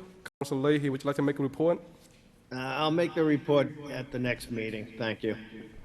Thank you, Councilor. So there's no motion to need to adopt the report. We complete the subcommittee reports. We now go to section 10, which are the petitions. 10.1, claims to property damage. Any comments? No comments or questions. Need a motion to refer to Law Department for report and recommendation by Councilor Leahy, second by Councilor Rourke. On favor say aye, opposed say no. The ayes have it. Motion's carried. We go to 10.2, the miscellaneous. Paul Cooling requests installation of handicap parking sign at 353 Lincoln Street. Any comments or questions? Hearing none. Need a motion to refer to traffic engineering for report and recommendation by Councilor Scott, second by Councilor Nguyen. On favor say aye, opposed say no. The ayes have it. Motion's carried. Go to 10.3, still under the petition. 10.3, Boston Gas DBA National Grid request replacement of 2,230 feet of gas main on Wellesley Avenue, West Albert Street, Walton Street, and Preston Street. Motion by Councilor Gishia to refer to public hearing on December 20th, 2022 at 7 p.m. by Councilor Drinkwater. Motion's carried. We now go to the City Council motions. Start with 11.1, Councilor Scott, Councilor Rourke request City Manager develop a water gate inspection program within the city budget. Councilor Scott or Councilor Rourke? Thank you, Mr. Mayor. I honestly don't know how possible this is to do. I know it's probably a monumental feat across the city. We'll probably inspect and repair several, and then an issue will arise on the other side of the city. But I think we need to start somewhere with a plan to inspect them. In my own neighborhood, we had a small hydrant leak on Easton Street, which turned 3 houses to not having water, which then they couldn't close the gate. It turned into 10 houses not having water, and then they couldn't close the other one. I guess they went back 2 or 3 gates to get to one that they could close, and by then half the neighborhood didn't have water, and it lasted half a day. And then now, obviously, this new crisis that we've had. So, I mean, this just definitely we have to take small steps towards working. Thank you. Councilor Rourke? I would agree. Councilor Gishia? Thank you, Mayor Chow. There is a process in place currently. So what happened in 2016 in the city was we had meter readers. So when the meter system went to the fixed net system, which is an automated system, those meter readers' jobs got saved by Manager Murphy at the time, and they got switched over to water system maintenance men. And they have an engineer out there who has actually been performing this stuff. So it started in Pawtucketville, and the problem is that as they started going through, they locate them with a gate wrench that actually has a GIS on it. It goes into the GIS system. So when they located them, they started turning them. Rusty water came with it. And what happens is normally when you do gate turning programs, it goes from April to September, because as you turn the threaded rod down into the gate, sometimes the packing leaks and water goes on the road, and then it has to just swell up in time. So you couldn't do it in like November, December, January because of those things. But they do have one in place. The engineer, I'm sure, has it all outlined, and they're going to go back to that. They started it, I believe, last spring. So it's unidirectional flushing. So it is in place, it is funded, and it is something that was a major priority for the reasons that you state. But at the same time, what happens is rust happens, because you're going to drive that tongue down into the water main, and you're going to get rust in the neighborhood. So people have to be patient with it. Any other comments? Hearing none, all in favor say aye, opposed say no. The ayes have it, motion's carried. We now go to motion 11.2, Councilor Scott, Councilor Rourke request City Manager provide a report evaluating the effectiveness of our emergency response plan in light of the recent emergency, and plans to update any needed improvements. Councilor Scott, Councilor Rourke. Thank you, Mr. Mayor. After every situation something like this happens, usually there's always a debriefing or a gathering of all the services to go over, what happened and, what the positives and the things that need to be worked on. So just a motion filed to kind of look at not only this situation, but other possible situations that could arise that would need not just the city, but other outside agencies to assist with. Thank you. Councilor Scott. Yeah, and I would just say, I mean, there's always something we can learn in situations like this. Lessons. And while it's fresh in everyone's mind, just to do, like Councilor Rourke said, debriefing. An incredible job was done by so many people, so many employees in the city. But there was some comments about things that we could have done better and whatever. And I think it's always good for us to reflect and go back and look and take that into account. Thank you. Any other comments? Hearing none, all in favor say aye, opposed say no. The ayes have it, motion's carried. Motion 11.3, Councilor Nguyen requests City Manager have appropriate department apply for the Massachusetts Broadband Institute, a municipal digital equity planning program to assess internet access needs in Lowell and learn how to develop a plan and to submit plan proposals for state and federal programs. Second by Councilor Mercier. Councilor Nguyen. The motion speaks for itself, Mayor. Excellent, Councilor. All in favor say aye, opposed say no. The ayes have it, motion's carried. Motion 11.4, Councilor Nguyen requests City Manager have appropriate department update council on the city emergency management plan, second by Councilor Robinson. Councilor Nguyen. Thank you, Mr. Mayor. I asked for this, and I got the report. It was a 98 some sort of report of the emergency management, how to respond, and from the chief. I know that all my colleagues also received copy of it as well. It's after an event like this, it is a standard procedures that we conduct an after-action review. We know that the LHA team and the city team consists of a chief, a fire chief, and DPD, and the rest have done a very, very good job. So this after-action review actually is talk about what should have been done, what did happen, and what did we do, what some of the things that we did right, and things that we didn't do that good, can be improved. So I think, and you have partner respond from BEMA, Red Cross, Salvation Armies, and the senior centers as well. We shelters the resident at the Clearview Towers, and also those 4 families, the 4 house nearby. So I think it's important that we get that report from the chief and those partners that were responding to the crisis, the water main break.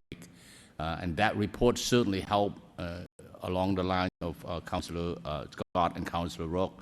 That certainly helped in terms of going back to, that report will go to the Public Safety Subcommittee and look at it, where we, the governmental body, and how can we, because in that report, the 98-page report, talking about the non-governmental agency and how we coordinate and work with them. I think those areas that's lacking, and that we should and we can do better in that area. So that report should go to the subcommittee of public safety, and to have question and answers going on, and how we can prepare for a future crisis and do better. And that's the gist of the request, Mr. Mayor. Thank you. Any comments or questions on this motion? Hearing none, all in favor say aye, opposed say no. The ayes have it. Motion's carry. Motion 11.5, Councillor Nguyen request city manager have DPD update council on the complete streets prioritization plan. Second by Councillor Jenness. Councillor Nguyen. The motion speak for itself, Mr. Mayor. Any other comments or questions? On favor say aye, opposed say no. The ayes have it. Motion's carry. We already taken up motion 11.6. We now go to motion 11.7. Councillor Robinson requests city manager provide a means to increase LPD foot patrol in the area of Lou's Deli on Middlesex Street, as well as provide what is the city's plan to assist businesses due to potential increase in unhoused in this business area. Second by Councillor Mercier. Councillor Robinson. Thank you. As we're all aware, the small businesses in that area, Lou's Deli, Middlesex Street, have been dealing with some issues of vandalism repeatedly, and it's frustrating. It's very frustrating for the small business owners. It's frustrating for the neighborhood. And then I go by to speak to a couple of the members of Lou's Deli, and I see on the in front of the old New You Fitness, potential 60-plus room shelter getting put in across the street over there from the registry right now. So that's where the potential increase of this kind of stuff is getting drawn, it seems like, down the line, potentially. This is not in stone. There are ideas being kicked around for it, but if it does end up going, I mean, what are we going to do to protect and shelter whatever small businesses choose to stick it out down there? Because the number one thing small businesses rely on is disposable income. And unfortunately, with this type of business in that area, there's not a lot of disposable income coming in.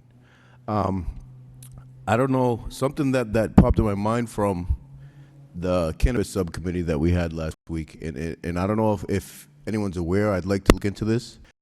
if any of the communities, or if there's any partnerships with the state that allow communities, gateway cities, if we're going to be allocating 60-room plus shelters in a certain section of the outskirts of our business district, are there any programs available where it'd be like a community impact assessment fee, like they do with the cannabis industry? Would the state reimburse for any additional foot patrols or any resources this municipality might have to put in place to help the small businesses and those that could be potentially negatively impacted? Because we're seeing it all around, whether it's bathroom in business entrances to broken windows. It's costing the taxpayers more resources in the long run, and I get it, it's a balance for a city. But are there any programs that anyone's familiar with in the state that the state might be able to reimburse us, or maybe we look towards a partnership with the organizations opening these entities to see if there's any like community impact assessment fees that we could work on? So I just think it's an idea to start a conversation surrounding this, because I feel on one hand we need to do something again to provide for the unhoused, but at the same time we also have a balance to look out for our businesses in the city, and so there has to be a happy medium. Thank you. Councilor Janess? Thank you, Mr. Mayor. First, thank you to Councilor Robinson for bringing this motion forward. This is a situation that I've had many discussions with Captain Cullen from LPD about. I know he's doing the best he can with the resources he's got, but anything we can do to help him out and give him more ways to deal with the situation that we find ourselves in, be good. So thank you for bringing it forward. That's all. Councilor Rook? Thank you, Mr. Mayor. I actually think Councilor Robertson's community impact fee idea is one worth looking into. I know it's something that maybe the solicitor's office can take a look at to see what's eligible that the city could, either through negotiation or through placement, to see what can be done. If certain areas require extra fire, police, DPW services to be there, similar to the schools or whatnot, I think it's something worth looking into. It's an innovative and forward-thinking idea, so hopefully we can get an opinion and see if we can go forward on it. Thank you. No other comments. All in favor say aye. Opposed say no. The ayes have it. Motion is carried. The next motion is 11.8. Councilor Janess requests city manager have the proper department provide report on progress of implementation of the winter protocol plan for individuals and families experiencing homelessness within the city. Second by Councilor Yam. Councilor Janess? Thank you, Mr. Mayor. Motion speaks for itself. Thank you, Councilor. Any comments, questions? Here none. All in favor say aye. Opposed say no. The ayes have it. Motion is carried. The last motion of the night is by Councilor Drinkwater. It looks like all the things you have to say, Councilor Drinkwater, is in the motion already. 11.9, Councilor Drinkwater requests City Council vote on an amendment to the special legislation regarding transfer of ownership of Lalachi Park to ensure that the wage and hour laws of the Commonwealth shall apply, and further request the city manager submit the amendment to the General Court amended language as follows. In Section 3, following the words, in quote, Civic Stadium, in quote, provided further that Section 26 to 27H, inclusive of Chapter 149 of the general laws, shall apply to all construction, reconstruction, installation, demolition, maintenance, and repair. Second by Councilor Robinson. Councilor Drinkwater? Thank you, Mr. Mayor. With all that, you would think the motion would speak for itself, but there's actually been some positive developments as it relates to this that I just wanted to update the council on it. And you should have asked, we could have waived the full reading for you there, if, just to save you the time. But this relates to a vote that this council took last week relative to the transfer of Lalachi Park to UMass, and it got past me at the time, which I'm embarrassed to say given my line of work, but came to my attention later, that in Section 3 of the legislation that we approved sending to the legislature, there's a line in there that would exempt the UMass Building Authority from essentially all of Chapter 149, which includes the wage and hour laws of the Commonwealth. Now, I understand that not to be the intent of the line in that legislation, but that being said, if applied, it would set a really bad precedent, and I think just something that needed to be fixed to ensure that particularly as there's a lot of construction as part of this project, that the prevailing wage law of the Commonwealth will apply. So since that time, I've had several conversations with the city manager and both the state legislative delegation have weighed in with the Committee on Municipalities where this bill was heard yesterday in support of this amendment. And both the city manager and Chancellor Chen from UMass Lowell have also submitted a letter to weigh in support of this change, just to ensure that it's clear through this piece of legislation that the prevailing wage law of the Commonwealth shall apply. So certainly a lot of support from the important players and a lot of positive movement. But that being said, I think it would be appropriate that the council still move to take a vote on this issue tonight. So I think we have all relevant bodies in full support of the prevailing wage being applied to any construction at LaLasha Park. So thank you very much, Mr. Mayor. Any other comments or questions? Hearing none, all in favor say aye, opposed say no. The ayes have it. Motion's carried. We now, anybody has an announcement for the night? Councilor Gishia, we'll just go from left to right. Councilor Gishia? I just forgot to mention that I wanted to thank the Lowell Humane Society for their excellent work also down when they had the water main for all the displaced animals. It's truly an amazing organization that really took care of a lot of families' pets. So I just want to say thank you for everything they do throughout the year and also for the hardships that they helped everybody with the water main break. Thank you. Councilor Musia? Thank you, Mr. Mayor.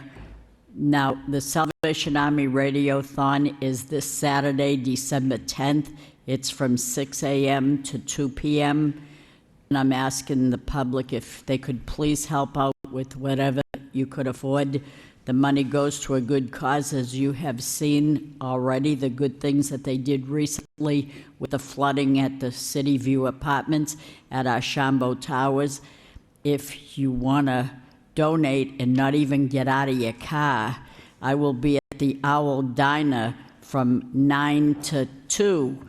So I will go right up to your car and take a donation. You don't even have to get out of the car.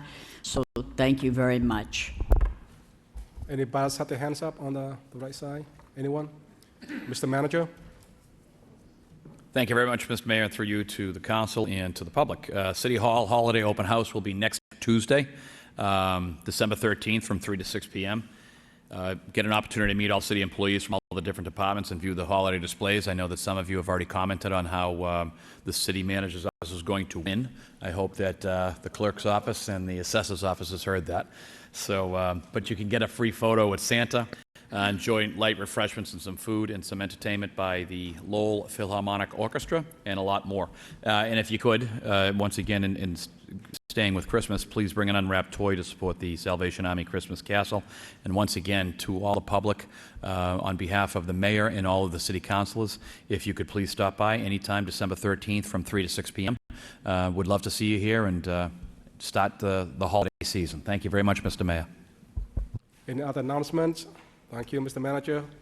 Now I need a motion to adjourn by Councilor Gishia, second by Councilor Rourke. All in favor say aye, opposed say no. The ayes have it. Motion's carried.